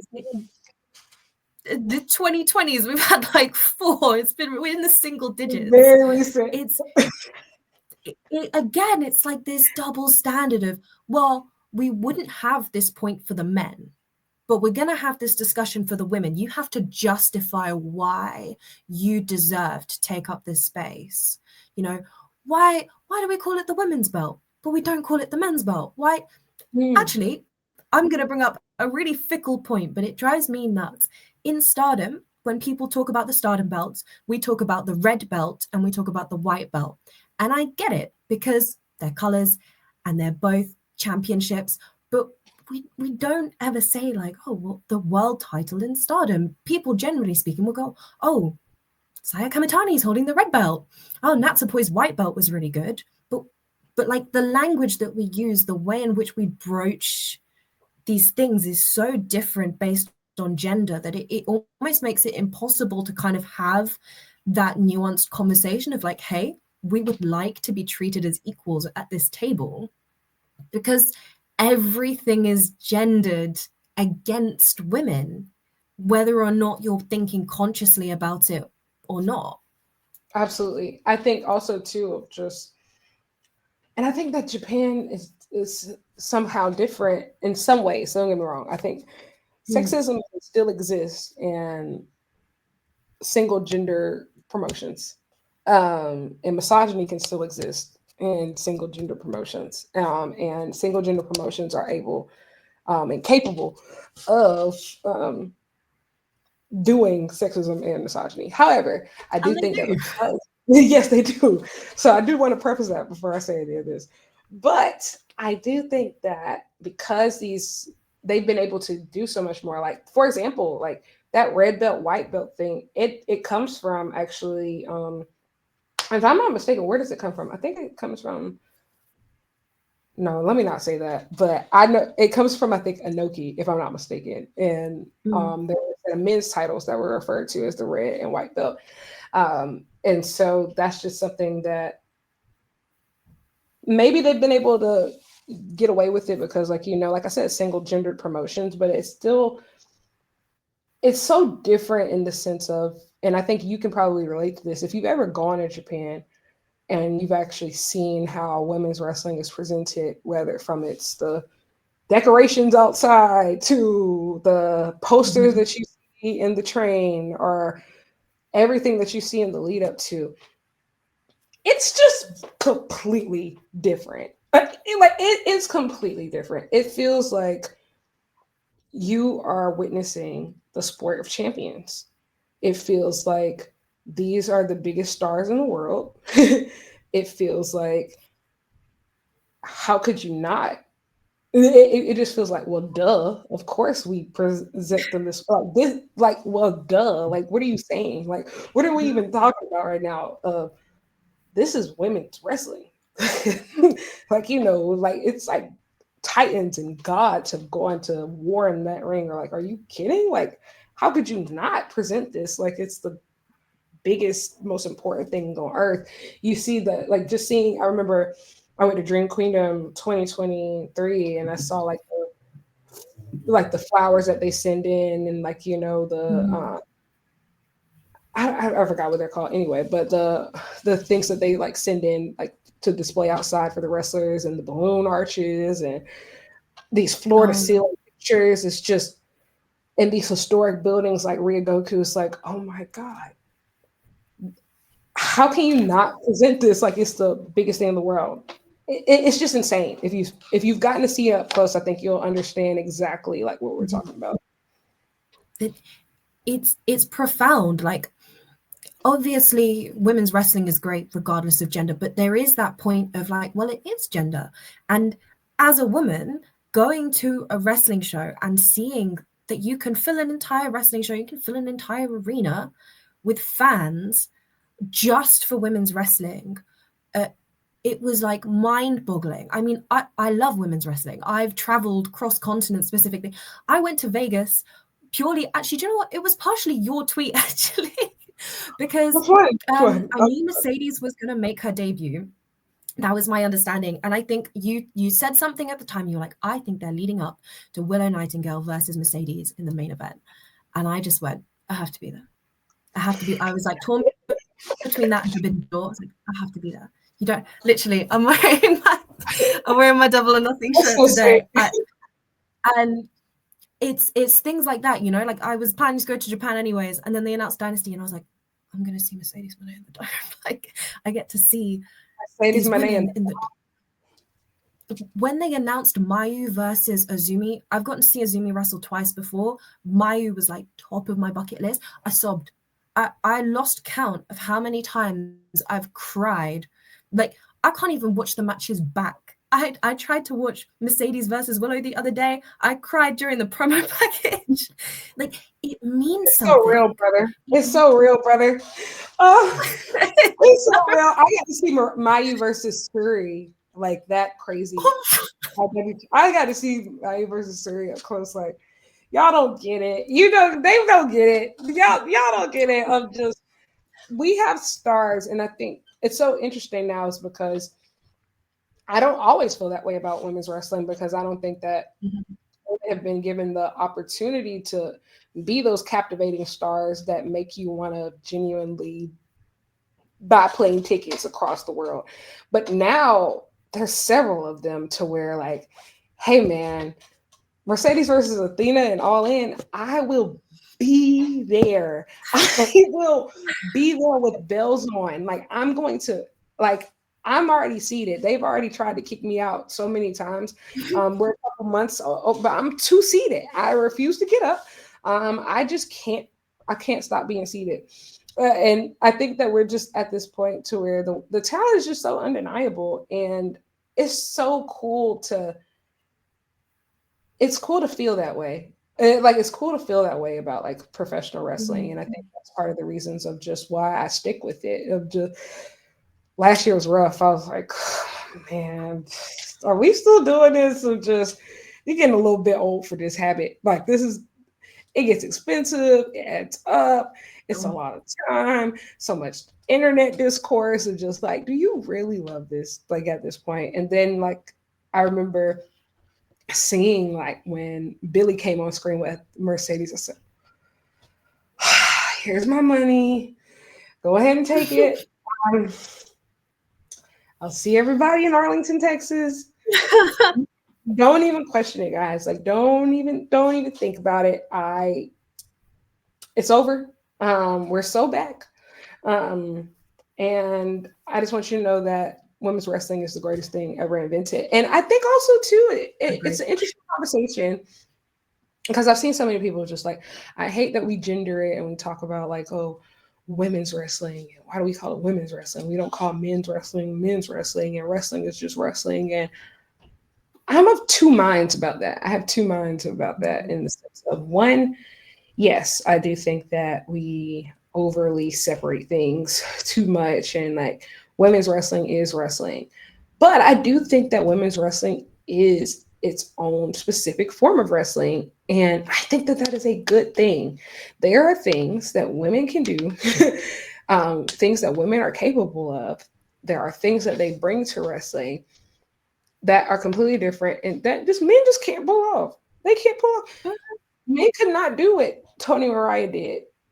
Like, they can't. It might look different. Like, of course, they can do other things, but it's going to be different. It's so different. And I think that that is completely okay.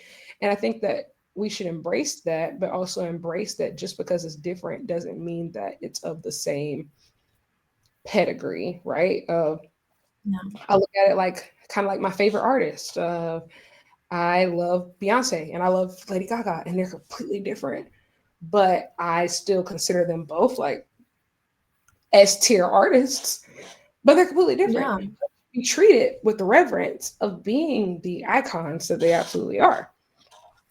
And I don't think that we've ever really cracked the code on that. And I think part of the reason is due to another big component that I don't think we talk about enough related to women's wrestling is management and media.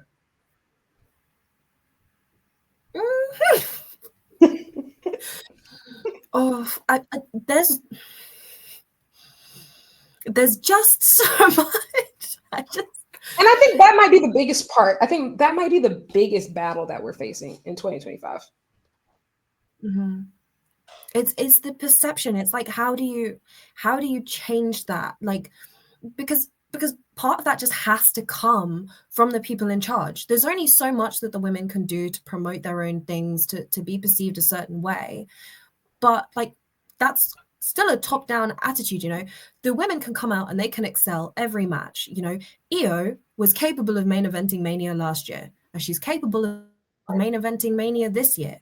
But if Triple H decides, no, the men are going to go on without a title, like, what can you do?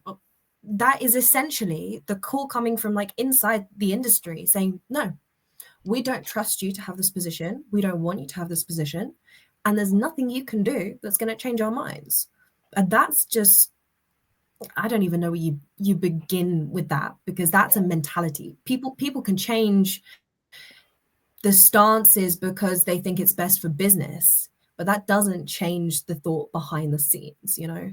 I think also too, it goes, the perception is directly fed by who forms it. And I think in the modern day of social media and TikTok and influencer culture, there's so many voices, there's so many cooks in the kitchen. And it's so easy to skew things in one direction or another due to stan wars or accounts, Twitter accounts, and engagement farming and aggregation pages and podcasters, and nothing is judged by any of these people harder than women. And that's it. And it doesn't matter what they do. If you get more hardcore and you start sharing blood in the match, then you're mutilating your body. Or if if they're barely hitting each other, it's just like, oh my gosh, this is just for the male gaze, and this is not real wrestling, and we don't want to see it.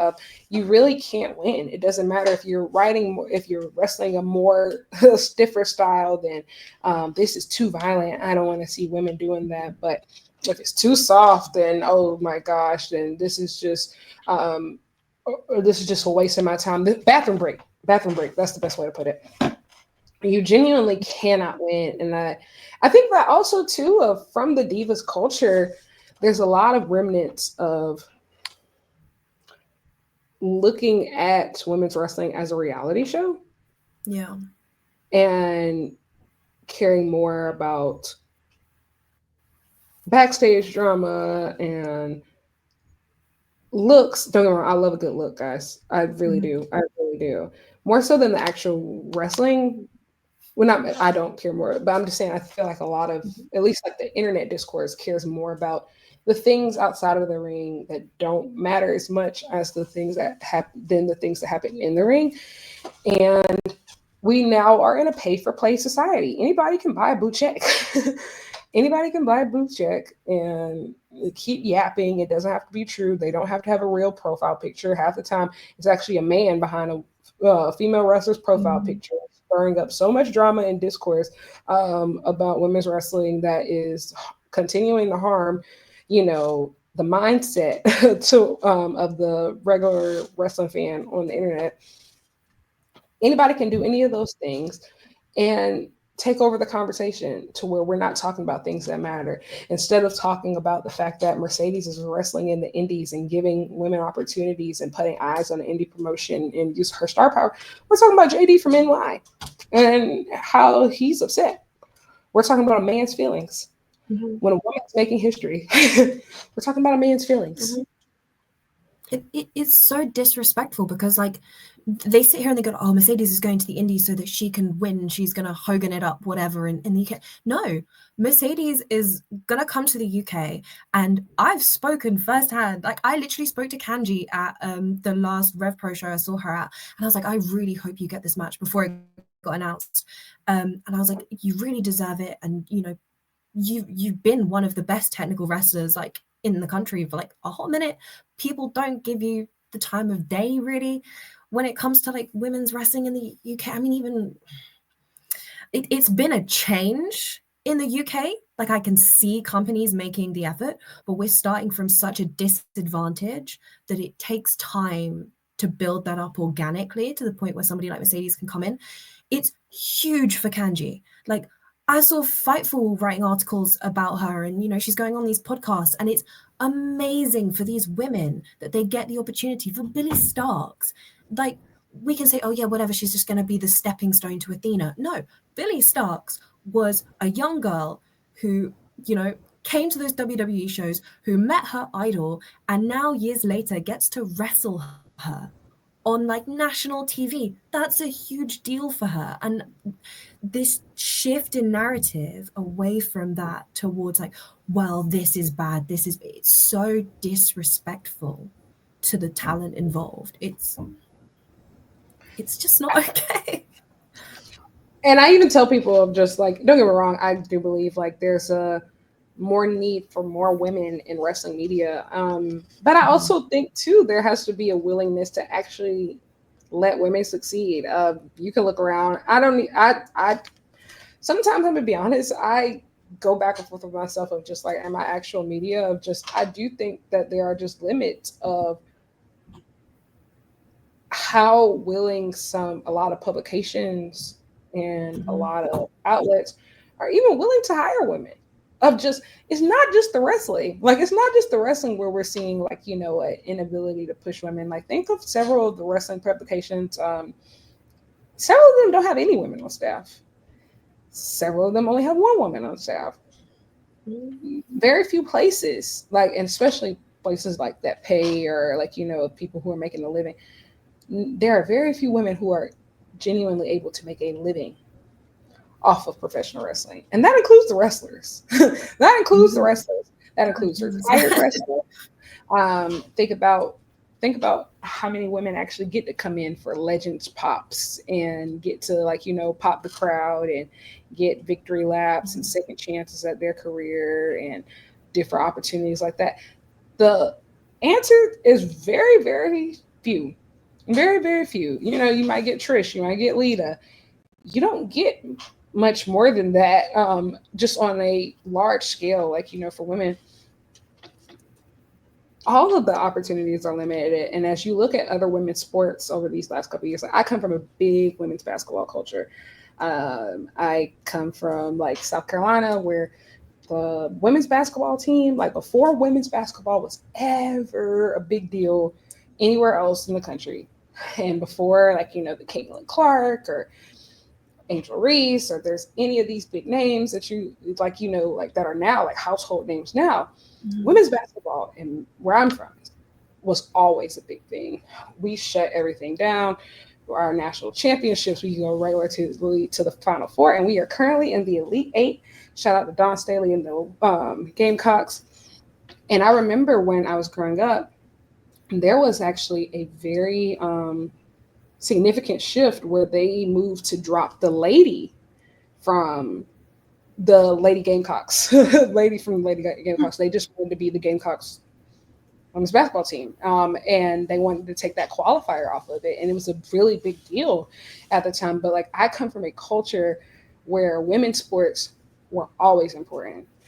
We have a statue of of Asia Wilson. We were one of the first schools to ever put up a women's athlete statue right in front of, you know, the arena. That we have and especially like, these are Black women who are being honored, and so we have a street named after our head coach. So I come from a culture where women's sports has always been a big deal. But now I feel like the rest of the world is catching up, and like, you're seeing advances in women's soccer, you're seeing it in women's basketball globally, you're seeing it, and I know like F1 is now talking about like investing in more women talent. You're seeing the shift in women's sports. Bleacher Report now has a women's sports brand. All of these places, these major entities are now investing in women's sports, but it feels like wrestling is moving further behind the curve of, you know, women's writers are being hired for other sports, and women's personalities and broadcast and TV are being hired. But wrestling specifically despite now having maybe the biggest distribution it's had with, you know, the Netflix and Max deals, and all of these different streaming platforms and Prime and all of this whatever billionaire stuff that they get into, the window of opportunity for women on a whole is getting smaller. Yeah, it's tough because, I mean, a lot of wrestling, and in terms of like the media opportunities, I feel like wrestling is a very different industry whereby there's actually not that much like real media, it feels at times. I mean, you've got like, you know, your Fightfuls, your Wrestling Observer newsletters, but you know, when we hear about these kind of big mainstream issues like the Janelle Grant lawsuit and, you know, tangible kind of legal issues, ethical issues, there's not really like investigative journalism. I mean, I think that story was broken by like the Wall Street Journal anyways, which I mean makes sense. But a lot of the wrestling content that we consume both as fans and like just in the industry generally is coming from podcasters like yourself, is coming from people with, you know, a Substacks, with a Twitter following, with their own like little websites that they've started up themselves. And when you're not being like, when there's not that position for you within those companies anyways, and you know, you're doing an amazing job here, I'm just gonna plug you anyways, Thank you. on here, so you kind of, you know, starting up on your own. Imposter syndrome is a very real thing, and it's even worse when you're occupying a space that isn't necessarily the most welcoming at times, on the basis of gender, on the basis of race, on all these sorts of like things. They aggregate, and it just makes it even more uncomfortable, even more difficult, because, well, I mean, this is, to me at least, when I first got into Twitter and all the rest of it, a channel like this was as much news as pretty much anything else, you know, like a lot of people kind of underestimate it. But it's true, you know, a lot of people I talk to, they're like, oh yeah, Russell Purists broke this, or, you know, like Fightful said this, and actually a lot of it boils down to just people that are competent and capable of writing nuanced pieces and having nuanced discussions and, you know, making the time.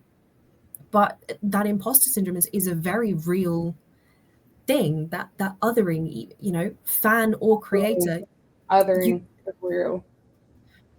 You go to a show and you don't see that many, you know, I went to the first show I ever went to for wrestling, and I was like, there's not that many young women here, and I feel a bit overdressed.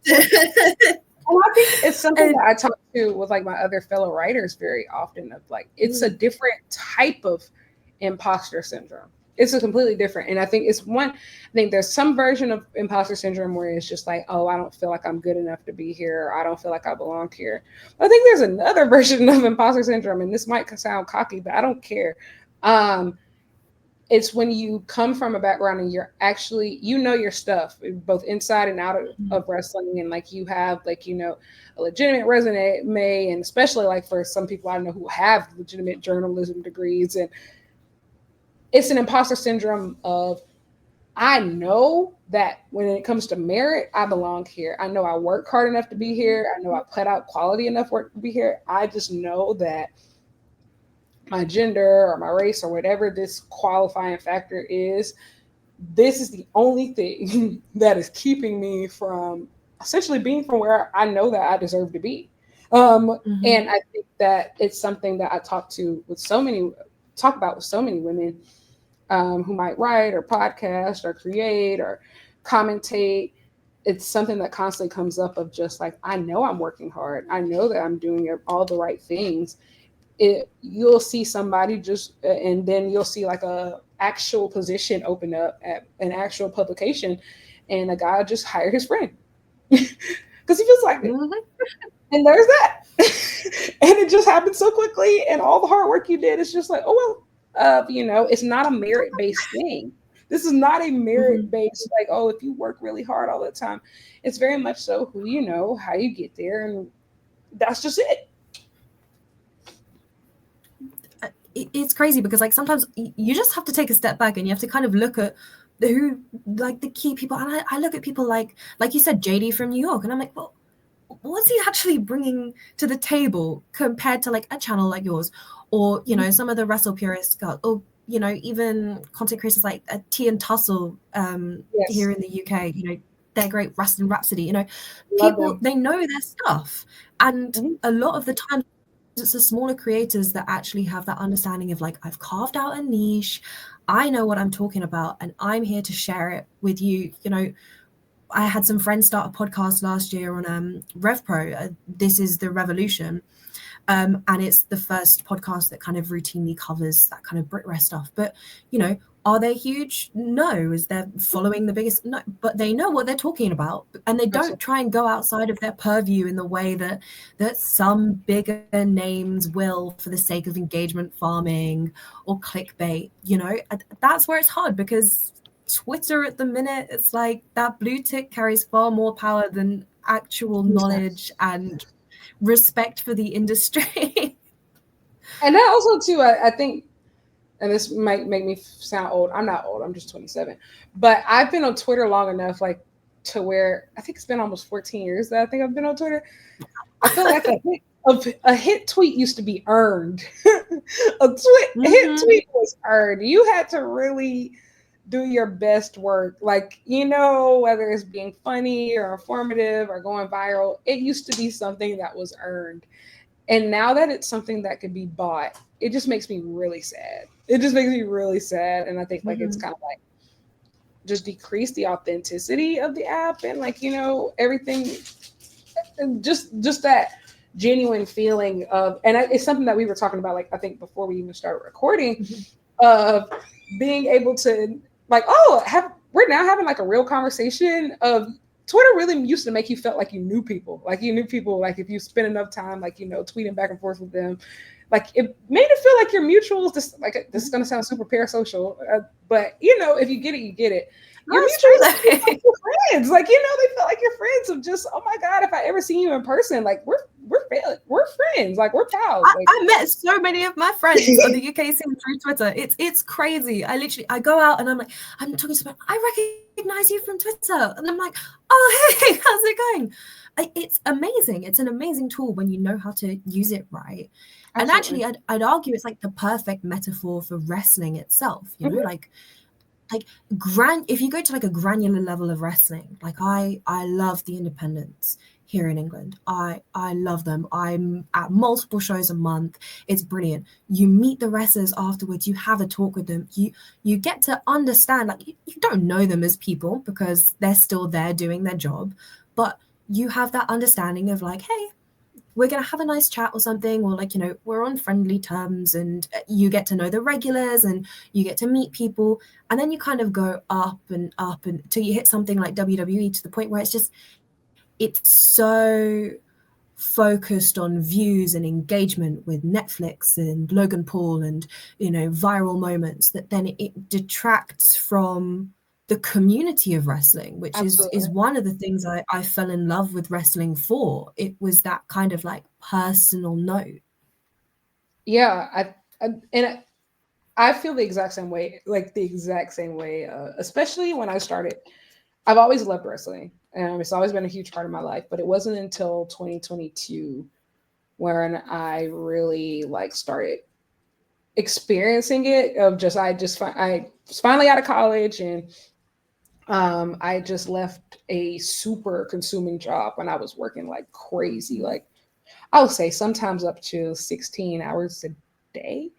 I was working a campaign. So like anybody who's ever worked like a campaign before knows, like it just consumes your entire life. So I just finally ended all that. I was out of college, and my life wasn't crazy to the point where I'm no longer not home at the time when like weekly wrestling comes on. Like it came to a point where I was never home by 8 to watch Raw, never home by 8 to watch Dynamite, never home in time, because I was always on campus doing something. And so in 2022, I start going to shows again, and I start like meeting people, and then I start interacting on wrestling Twitter, which may or may not be either the best or worst decision of my life. Still trying to figure that one out. Still trying to figure that one out. But I start reaching out to people, and I start like just, you know, meeting people. And then I start traveling for real to like different countries and different cities. And now I have this community of friends that I'm like, how did I meet you? How did we get here? Because wrestling is something I always typically did alone. Like it's always something I either watched alone. It was always like my thing. Like none of my friends from home were really into it. And so it was always one of those things that I always enjoyed in my little bubble. And Yeah. but when I started like really branching out and like had the money to like, start traveling myself to some of these shows, I realized like, oh my gosh, this is a gateway into the world, especially for other young women. And that's the thing. I feel like there's this generational divide too of just what there's a generation of fans who grew up with women's wrestling, especially the people who started watching and really like watched close by about like those NXT, Black and Gold, and Women's Revolution, Four Horsewomen. There's a generation of fans with higher expectations, much higher expectations of what they want to see from women in wrestling and those expectations might not have been there, I would say maybe a generation before us, because a lot of times you can't imagine what you can't see. And so like now that we've seen progress, we know what it looks like. We know what the top of the mountain looks like. We know what success looks like. It feels like there's this generational gap. And especially I would say of women around our age of, no, we're not actually going to settle and you're not going to like force us back down the card. And no, it's just not, this is just not how this is going to go. And I think that it's hard right now because it feels like we're outnumbered. But I do think that that brings into question of you have to keep being loud about these things. Like you can't ever be content or just being like, oh, I know it's terrible, but I've just given up. Nothing, none of our rights are guaranteed. I mean that in more than one way.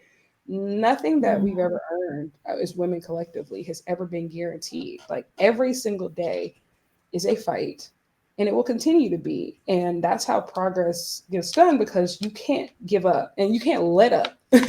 Yeah. Well, I mean, this is the thing is that when we look at actually what happened in the West with that women's evolution, that was not management suddenly deciding one day, oh, do you know what? Actually, we are going to give the women a chance. We forced their hand collectively as fans. People turned up, they watched the women in NXT, and they said, hang on, they're pretty good. We should have more of that, please. And they did that on the level at which it was undeniable. And then all of a sudden, Stephanie McMahon comes out. She's like, we're gonna give the women a chance and we love the women. And it's like, no.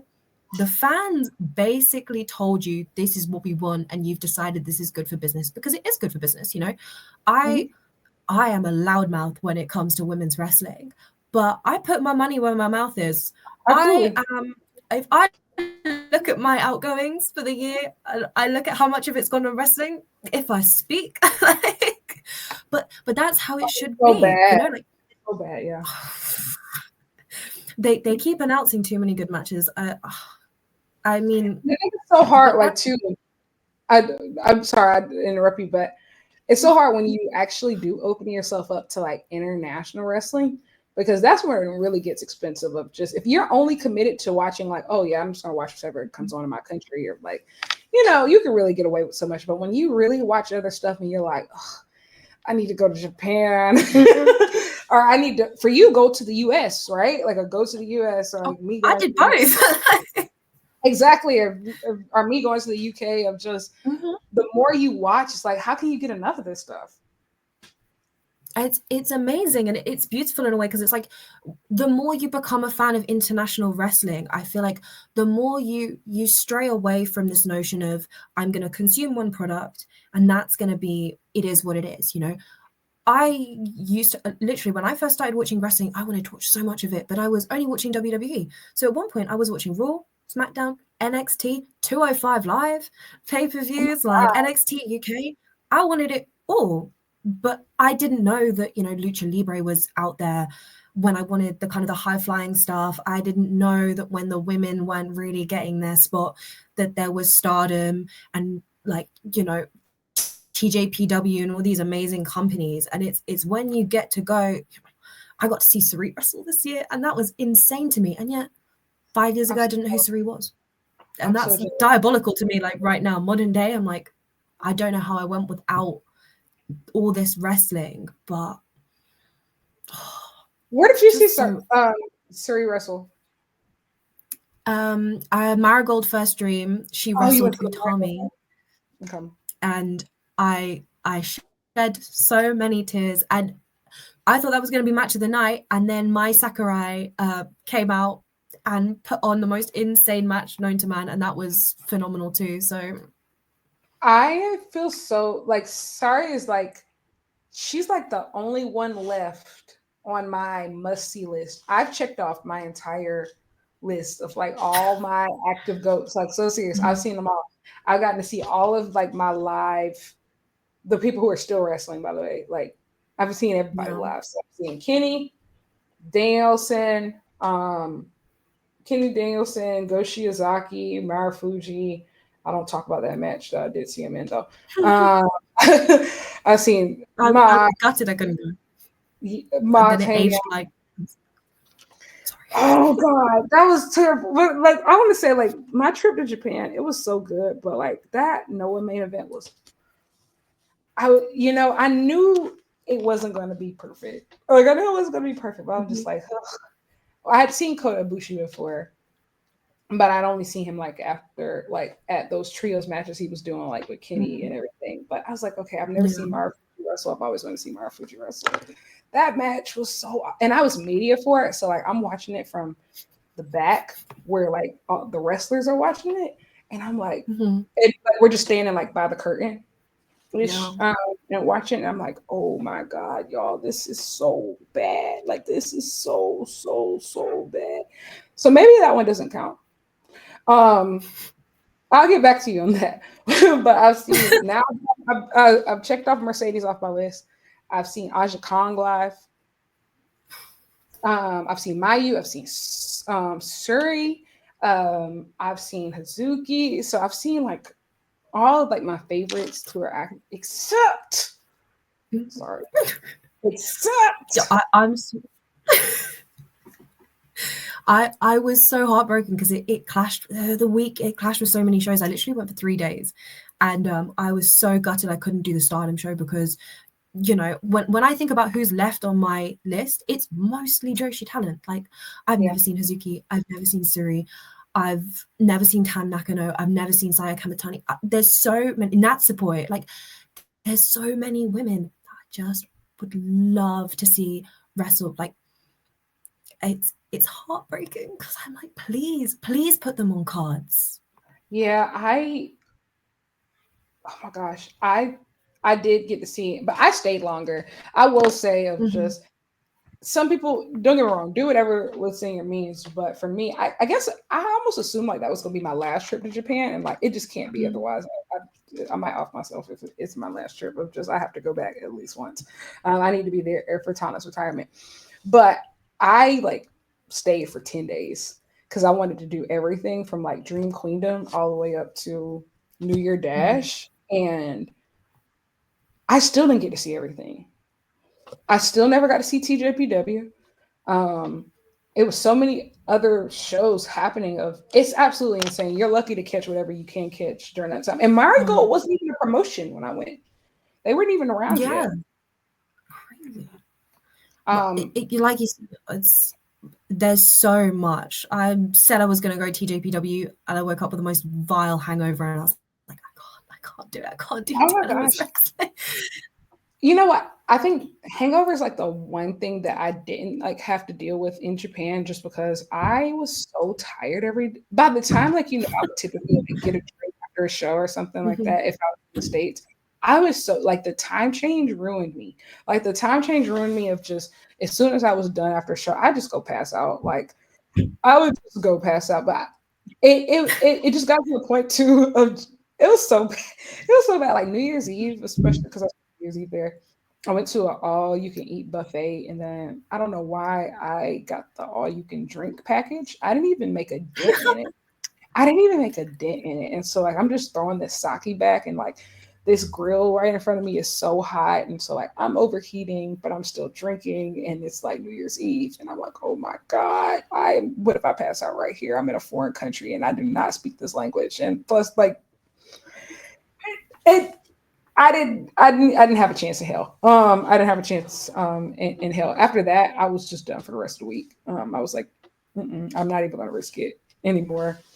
But yeah, I'm so sad that like Teach is always puts on a really good show. I would say around that time, but like they always do a really great Corkin show, and a lot of times it's better than the second Stardom show. It typically is better than the second Stardom show. I missed Mizuki versus Miyu Watanabe, and I still feel depressed about it to this day. Like it's because this is the problem, right? We talked about community and wrestling and how wonderful it is. I went to the Marigold show, and I was like, oh, I know him. Yeah, he's from Brit Rest. And I'm talking to one of the other guys. I'm like, oh yeah, he's from Brit. So we go out, and then you just like, you're knackered, you go out for drinks or whatever, and then all of a sudden you're like, right, I've got 3 hours sleep, and I've somehow got to get to the Showcase. It's not happening. There's no chance. I barely made it in time for Wrestle Dynasty because that was an early start. I literally had to pay out of my ass for an Uber because I woke up late and I was like, what's going to go on first? And somebody said the 4-way. Oh, you can make it. I was saying, so the reason I only went for 3 days is because I literally went with family. So, but my dad had a work trip, and I was like, can I tag along because it'll be cheaper? And he was like, yeah, of course. I'm staying in Yokohama for 3 days, and I was like, okay, cool. I guess that's how I'm hoping to go again next year because I need. It's amazing. No. I get you. Like I have to be there. Explain it. Like I came back, and there's nothing like it. People say like, oh, you go to a Mania or something, but even a Mania, I feel like because it's a different venue each year. Tokyo Dome is just there's no comparison. Like maybe Arena Mexico, sure. Like it's on that level of like it took my breath away. I just stood there and I was like tearing up, and my dad was looking at me like, "You're nuts," and I don't get it. Like it's. I know. I feel you. I went to. I was telling my therapist this the other day, and I was just like, my Japan trip to this day is the greatest, and I do mean greatest. I'm not barring anything. I'm not like removing anything.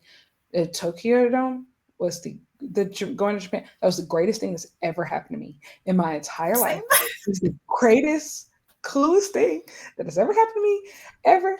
And I remember after Wrestle Kingdom was over, I walked to the TGI Fridays next there and I got a table and I called my best friend and I just broke down sobbing. She was like, oh, was it bad? I said, bad? This is the greatest day of my fucking life. Are you kidding me? Bad? I said, I didn't know that I could be this happy. This professional wrestling is the most beautiful thing that is ever invented. And I'll be honest, that was a week Wrestle Kingdom card. That was a week Wrestle Kingdom card. If I was there this year, they would have had to take me out on the stretcher on the floor. Oh my God. Tanahashi and Shibata. And even too, like that women's 4-way to be able to see and that was the pre-show. That was the pre-show of Wrestle Dynasty. If I had saw Athena and Willow and Persephone and Momo Watanabe and then Mercedes and Mina by a second match, I'm done. I was a wreck. I was a wreck. Literally, like on the plane home. My daddy turned to me and he was like, oh, how's it going? How's the flight? So he came down from like the cockpit. And I was like, oh yeah, and I just like literally broke down. I was like, this was the greatest trip I've ever been on in my life, and I'm so grateful. Like, bro, y'all don't get it. It's just so. And you know what the most insane part was? That like I don't think I've ever said this publicly.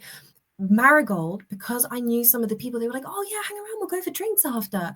And so I was like, okay, cool. But I'm like waiting around backstage for them to be done, and like Bozilla's there, Sari walks past me, like Misa Matsu walks past me, and then they're like, yeah, we're gonna go for drinks. Oh, actually, we're gonna go for dinner. And I was sat there at the table, and like behind me, Rossi's there, Julia was there.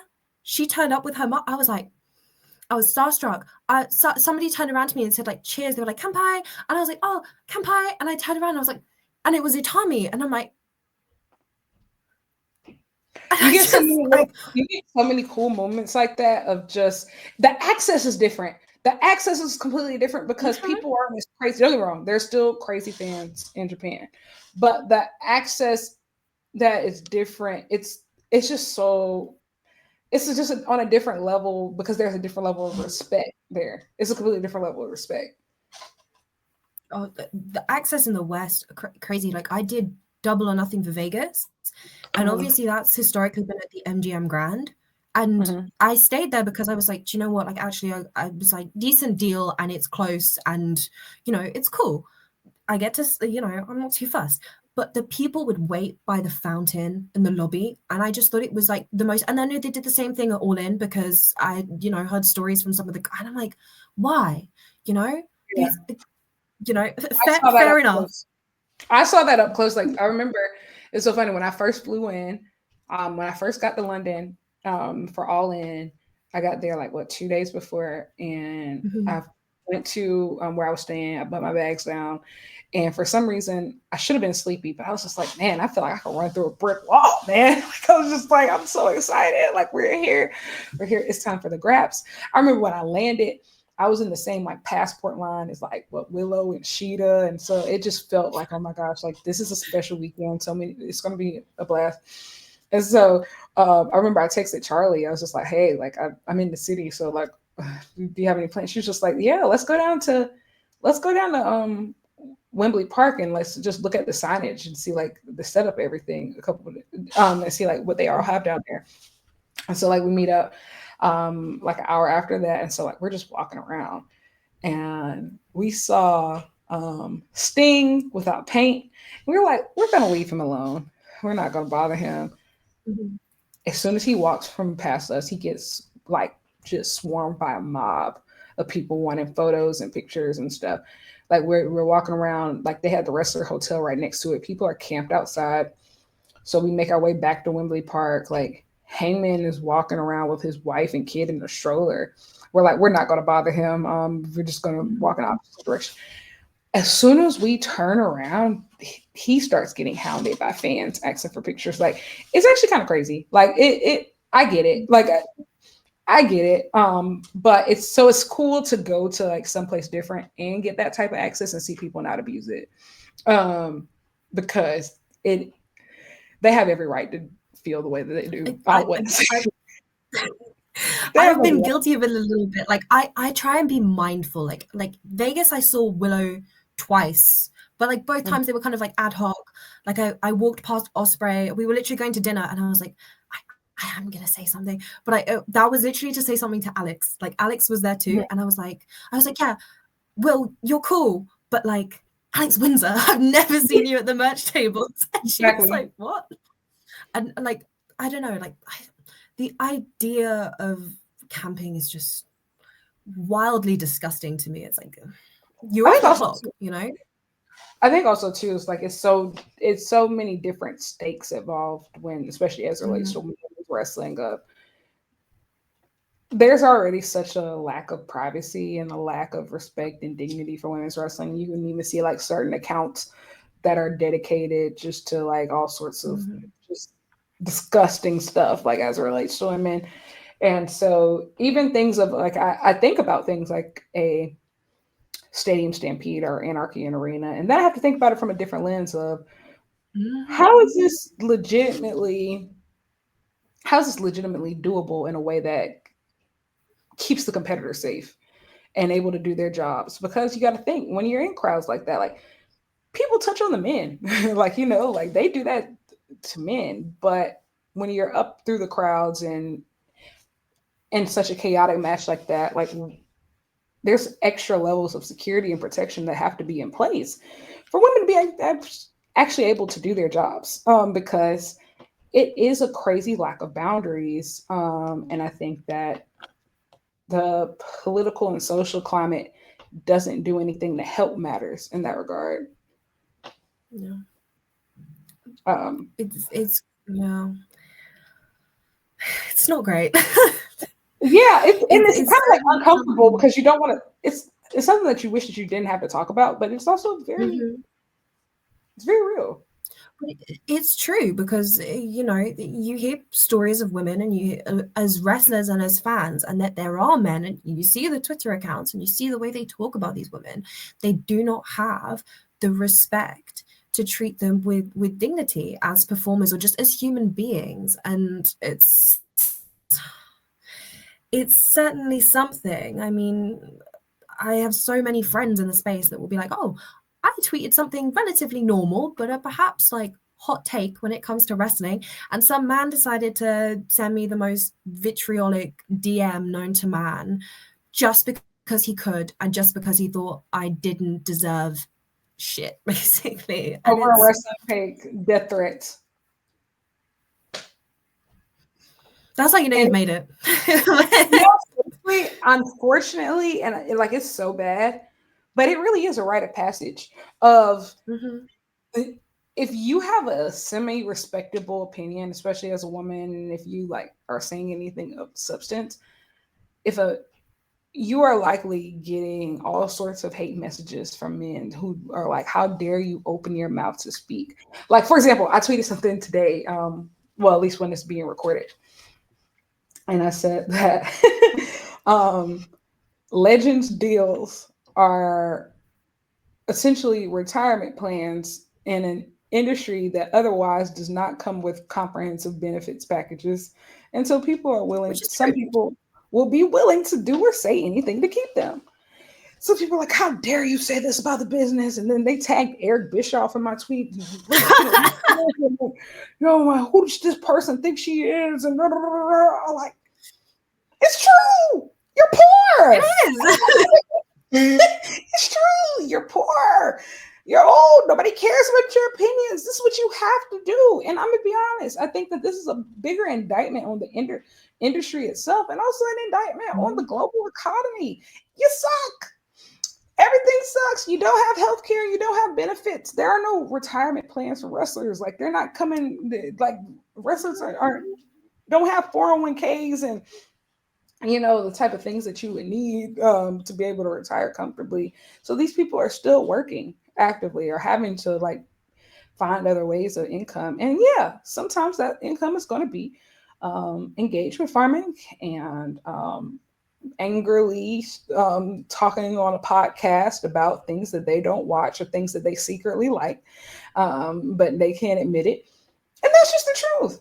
And I think that we should be more honest about it. And maybe if we are honest about it, maybe we can get down to the root issues of why you all feel like you need to do this. Maybe we can get some health care going up in here. That would be good, you know? And we Like retirement plans. it's diabolical. And it's once you're retired that those issues become more prevalent, you know, like your body starts to catch up with you. And you know, there are obviously the guys who are forced into retirement because you know of injury and all the rest of it. But you know, your bodies break down because wrestling is Hard. a huge strain. My God, I don't know how these wrestlers do it, you know, like the injuries, the wear and tear, like so many people, their knees are cooked, their limbs, they're walking around, they're living day to day in perpetual pain.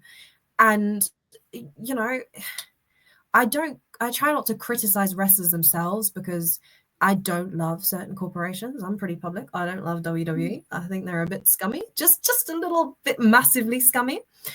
But if But who's somebody wants counting? to go and take a paycheck, I'm not gonna judge too much because Christ, most of the people working on the indies have a job and are doing this on the side, and they're doing it because Absolutely. they love it and they want to try and make it. And if we have that conversation and we're open about what it takes to be a professional wrestler in the modern day, outside of just your Will Ospreays, your Kenny Omegas, your Roman Reigns, who were like set for life, you know, you could take what they've got so far and then they could live comfortably.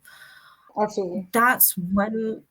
That's kind of what we need to do. We just need to be honest about wrestling as this whole thing, even women. It's just having a Absolutely. conversation And also too, I think about of oh go ahead. no, no, Oh yeah, I was saying like if this is what the men are going through in the sense of they are having to say do podcasts, whatever, Mhm. to like make ends meet and um get opportunities to be able to support themselves even after like they leave the ring for good. And then you look at what women are getting, even on the legends perspective of like recent firing of Gail Kim, right? Of Mhm. being able to have places for women to thrive in an evolving industry, even after they cycle out as active wrestlers. And I think that that's something that has not been done particularly well. And I think that that's another large, large hill that the industry as a whole will have to climb because, to be honest, women's wrestling, despite the star power of the wrestlers, is only going to grow if you have more women everywhere else. And that means in the coaching, that means in the writers' room, that means in the commentating. Good God, the commentary has been fucking Mhm. awful lately. Commentaries have been fucking awful lately when it comes to women's wrestling. Boo, tomato, tomato, tomato, tomato. I'm just throwing tomatoes at you. Tomato, tomato, tomato. But it's been awful. Until all of these things change, it's going to be but so far the Mhm. rest alone will be able to go. And that's even not even counting management, which also needs to shift. But Yeah. all of these other things are going to have to level up and change. And are women writing about them and talking about them, and the podcasters that we listen to, and um, who we see as credible, who we see as factual, who we see as nuanced, who is can be considered as interesting and informative to listen to. Until all of those things change, they all feed in to essentially like the lifestyle, not the lifestyle, the life cycle of a Mhm. generation of wrestling, and basically how we treat everybody in it. But I mean, like you said, the Gail Kim news was wild the other day. But even before then, I mean, Maria Kanellis was doing a pretty good job of managing the women in Ring of Honor, a few years back or whatever. And then it went under. Tony bought it and stuff, and she didn't really get that same opportunity to shine. And she said publicly that she was pretty disgruntled with kind of how they just kind of cast her aside and didn't communicate. And that's an example of a woman has come in, she's done well for herself in ring in terms of where women's wrestling was at the time, and then she's proceeded to make a pretty solid career uplifting the rest of the division after she's retired, and it's still not enough. Like, it's she's the women are out there in the same way that we say the talent are out there and are hungry. There's people behind the scenes that would gladly come on board, that would gladly do what they can to uplift. And, you know, outside of in-ring talent, I mean, you've got Renee Paquette's doing a great job as per. Incredible. I I enjoy hearing Veda Scott on commentary. I mean, it's nice to hear a woman's voice. She's competent. Um, but it's just you notice it in ways that other people do. I feel like as a woman you see it, and then when you point it out, it's like, oh, but we have one woman, we You're so have something. sensitive. They're like, you're so sensitive. You're overthinking it. Like you don't get it, and it's just loser, loser. I think I've gotten to the point to where I don't feel like being politically correct about it anymore. I don't feel like being nice about it anymore. It sucks. Hearing, I think even commentary on like when what was it, the Chris Statlander Meggan Bane match, awful, terrible. Y'all suck. Change it. Even when I remember I watched the women's elimination chamber match, I was like, this is awful. Corey Graves, you're terrible.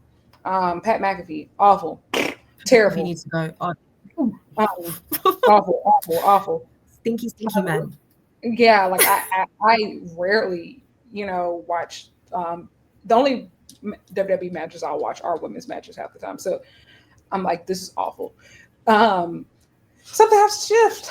And I don't know. That one's a little bit trickier because I feel like when it comes to like the commentator game and stuff, it's hard to see who's up and coming. Like, it's not as outwards Mm. as wrestlers, and so things kind of just happen sometimes, or at least they feel like they just happen sometimes. But I don't know. I feel like 2025 is such an interesting year because it's obviously it marks a quarter of a century, but it also marks, I think, a generational shift. You look at all these companies, and it seems like we are clearly one way or another shifting into a different era. Whether it's New Japan, right? Of Tanahashi's retiring, and like you have all these new stars on the rise, or it's AEW, like this dynasty era, and you now have this stacked roster, and really, and the women's division specifically is completely different than it was like when the company was first founded, or WWE, and you have Cena retiring, and a lot of these older stars, this might be some of their last hurrahs, like their last great run in the sun, even though there are several people who just refuse to go out without a fight. And I said multiple companies. We've even seen it in, I would say, AEW's world title picture, the men's world title picture. But it's a it's a generational shift. We're moving into a new era, and I would like to believe that women's wrestling is also shifting as well in a positive direction. Yeah. But go ahead. No. It's hard because I feel like women's wrestling is now out, like as divisions, they are outgrowing the box they've been put in. And it's become increasingly clear. And it's just a case of people conceding that just because it's the norm does not mean it's right. Because it's been this way, for years, and it's gotten a little bit better. But like the idea of 50-50 consistent like wrestling on cross-gender promotions, it seems unfathomable, to be honest. Like that's my goal, is genuine equality. Give me 4 men's match, 4 women's matches, happy days. But it feels undoable at times. I don't think we'll ever reach 50-50. I think it's like, it sucks, but I'm not even thinking like that's what I'm asking for. I'm asking that it's all like in ratio, right? Like of just for every, if there's one women's wrestler for every 2 men's wrestlers on the card, which is basically how the roster is right now. Like I would say, of 60-40. Is that too much to ask for? 60-40 of like, you can even say like, even like basic math of if it's in proportion to the population on both sides. I don't think that that's too much to ask for. I don't know. But I have one last question that I'm going to ask. How do you feel about all women shows? Because I feel like it's something that's come up both on the AEW side. I think some people, it's like, oh, well, give the women like their own show. That's what we need, their own show. And even to like WWE, like there's rumors now of like an Evolution 2, like an all women show. And I feel like it's one of those other things where like you can have like 2 minds on it. So what are your thoughts? Like on all women shows, where's your mind? I absolutely adore it as a concept because I feel as though it really pushes people to consider what women's wrestling in its present day form is. You can stack, I believe, like WWE, okay, well, when they first started doing the Rumble, they struggled to fill 30 names without bringing in some old legends. Now you can do 30 and you can say, like with the men, comfortably, I'm surprised they didn't bring these 5 people back. And that's exactly what's going to happen with this evolution, I feel, is that we're going to turn around, we're going to go, okay, last time it was good. There were some questionable matches. There were some great matches. But this time around, the women, they're hungry. NXT, my goodness, the women have been carrying NXT for months. And they're going to turn around and they're going to prove exactly how good you and I both know that they are. Yeah. And it should force people to sit with that, that you can fill up a card with just women, that you can build that many feuds, and that they are capable of being put in that spot and delivering. And I don't think they should be used as we did one all women's match, so suddenly we've solved gender equality. But it should be it's a great starting point. If AEW did one, you'd go, okay, great. Actually, yeah, you're right. We have so much talent. It would force them to put so many more women on TV, and it would solve a lot of the problems that people are shouting about. You know, we're not asking for the world. We're actually asking for like very rudimentary things that we know can still be achieved without hurting the quality. And yeah, I absolutely all for them. Wonderful thing. I feel conflicted on it. Of just like I agree with all the everything that you mentioned. I think it gives more time. I think like they could really be superstar shows. I think that women can fill up an arena, and I think like we need to prove like just further like hammer that home like that can happen and that it is possible. I do think like I think I'm more open to an all women's pay per view more so than an all women's TV show. Like I don't think like that Oh should yeah, happen. Yeah, like I'm not interested in that because I think like as a promoter you should be able to book women's matches on your show. Like it's not that hard. I don't think that it's as hard as like they make it out to be. But I feel like with the all women's pay per view, sometimes like especially now, like sometimes it feels like a cop out of just like yeah, so you get the main event your own pay per view, of course, but you can never main event like an actual pay per view that has the entire roster on it. And so like yeah, I am fine with these things if they happen, but I don't think that they are a replacement. I believe in and not or, and I think like that's the problem. Like we have it's been an ultimatum of a you get this or you get to like main event, you know, the card with all the men on it. And I think that women just deserve both. I don't know. I think that I think they 100%. deserve both. And I also think too of just and I really do believe in all women's pay per views, and I think the AEW specifically could probably do no, they can do a better one than WWE or anybody, just because you have access to talent all over the world. You can bring in the best from Stardom. You can bring in the best from CMLL. You can bring some of these Joshi goats that American TV might not be as familiar with. Like you can bring in hell Gail Kim and all of these different people, and you can really create like this global women's wrestling. And it's not even just AEW. I think New Japan could probably do it. Honestly, New Japan could probably get away with it even better doing like a show in the States, like an all women's wrestling show. I think it's just so many possibilities are endless. It just can't be, like I said, an or. We need that and a pay per view main event. Like we need that. Uh, we need that and all out main events, all in main events, like all of these other things, like they just can't be exclusive. But I would like to see. I think that this is the time. Like I don't know if you've ever saw the show, but New Japan did All Star Junior Fest a few years ago, and they did one in Japan, but they also did one in the U.S. And I went to the one in the U.S. in Philadelphia, and they brought in talent like junior heavyweights from I think what is it, 8 promotions from all over the world. Like they had CMLL, TNA, AEW, Ring of Honor, GCW, DDT. Like DDT was out there. Um, yeah, so like it's literally talent from all over the world is involved.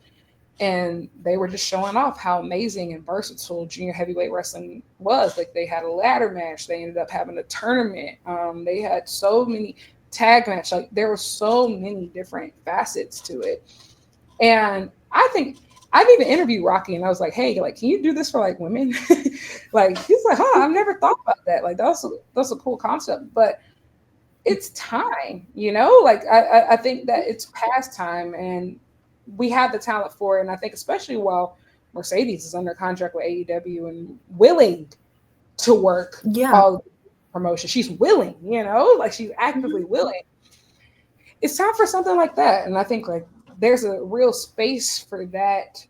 But these women have to be supported in their home promotions as well. Completely. As a catalyst, wonderful, wonderful thing. Like it needs to be a wake up call. Because I feel like a lot of people that are shouting for things like this, for shouting for more women's matches, we can see it. We can see it clear as day. We know. But it's one of those things that I fear, much like the initial women's revolution, much like Sasha Bailey at NXT TakeOver, it's going to have to be one of those things where it hits you and it's undeniable. And if AEW did it, it could be pay-per-view of the year as far as I'm concerned. Like, it would be. I do hope that Tony Mariah was that, though. Like, I do hope that Tony Mariah was that shift. And I even said, like, on the night the match happened, I said, we won't know the long-term impact of this until at least a few years from now, of just like, because it felt like that. It felt kind of like that same feeling that I got like during Sasha versus Bailey, of just like, I don't think the industry is going to be the same after this. Like, of just, this is going to change everything. And I mean that in a good way. And even like I would say some of those matches that Mercedes was having last year versus Chris Statlander, Willow versus Chris Statlander, at All Out, of you can feel the tide turning, at least among the talent. It's just about, will the booking match up? And will that essentially support where the women themselves are clearly going? Yeah, fingers crossed, because my God, I feel like you said, the fan reaction to some of those matches that we've had, like Monet versus Hazuki at Strong Style Evolved. Oh, my God. Like, even like, the Wrestle Kingdom, I feel like more people are starting to see like Suri and Stardom and all the rest, and we're starting to kind of see that attitude change, which is great. But I just feel like we need something where it's like, a tangible thing, like pay-per-view buys didn't really dip, or the viewership, or people were still talking about this pay-per-view the same way they were for others. Like, it's that financial, that like monetary thing that I feel like is going to be the only thing that really gets Tony Khan to just go like, okay, cool, yeah, let's have 3 matches, let's have 4 matches, why not? I agree. And I do think like the recent, from what I've seen of the numbers, I had to stop looking at the numbers for a few months because they were making my hair hurt. But what I've seen of the numbers ever since, like, they like let the Bane program, like main event, like Dynamite these last few weeks, it has been holding pretty steady. Mercedes had the highest quarter hour when she, was wrestling Billy. So like, there is hope.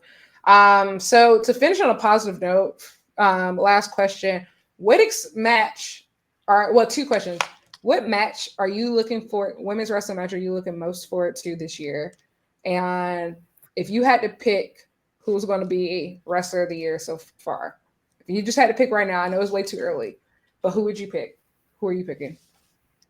Oh my God, that's a diabolical question. I'm quite excited. Oh, obviously, like, generally, probably that Athena versus Mercedes match is the one that I'm most looking forward to.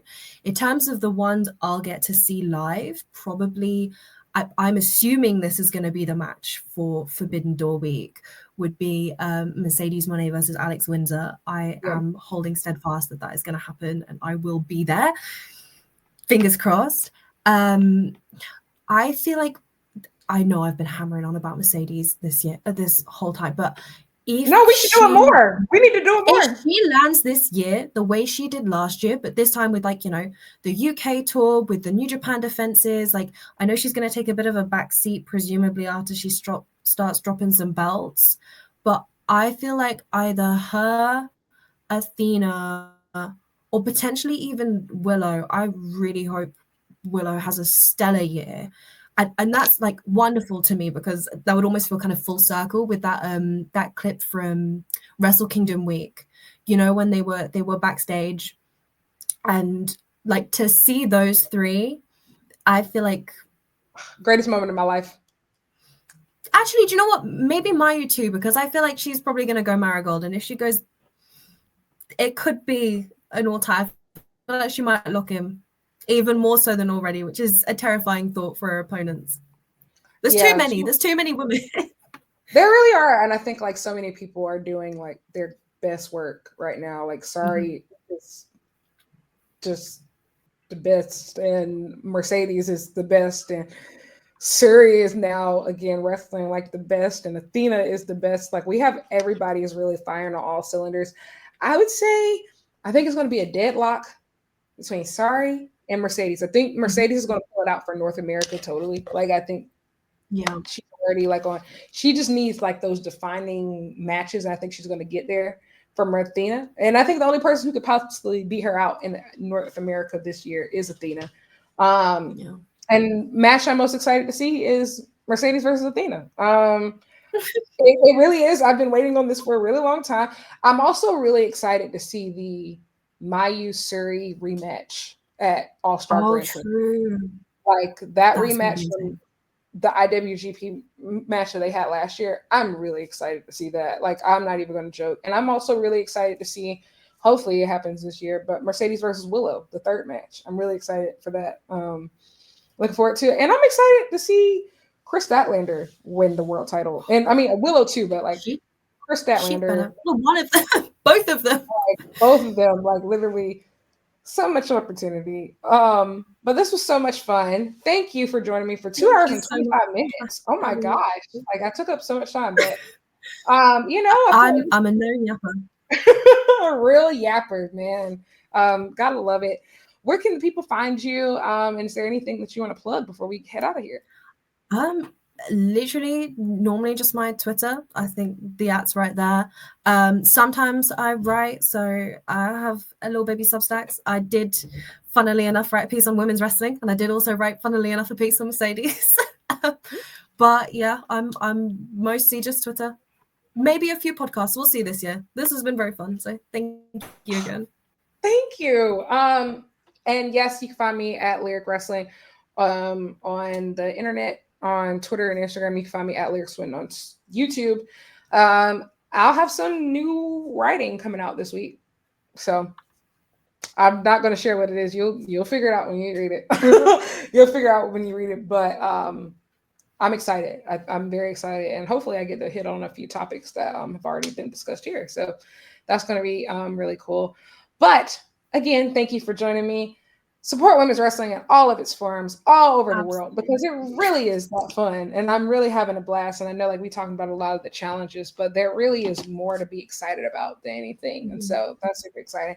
But until next time, I'll see you later for Maps and Graps for what will likely be my anniversary episode. So makes 2 years. So stay tuned for that. It's going to come probably in the next couple weeks. So thanks, guys. See you later. Bye.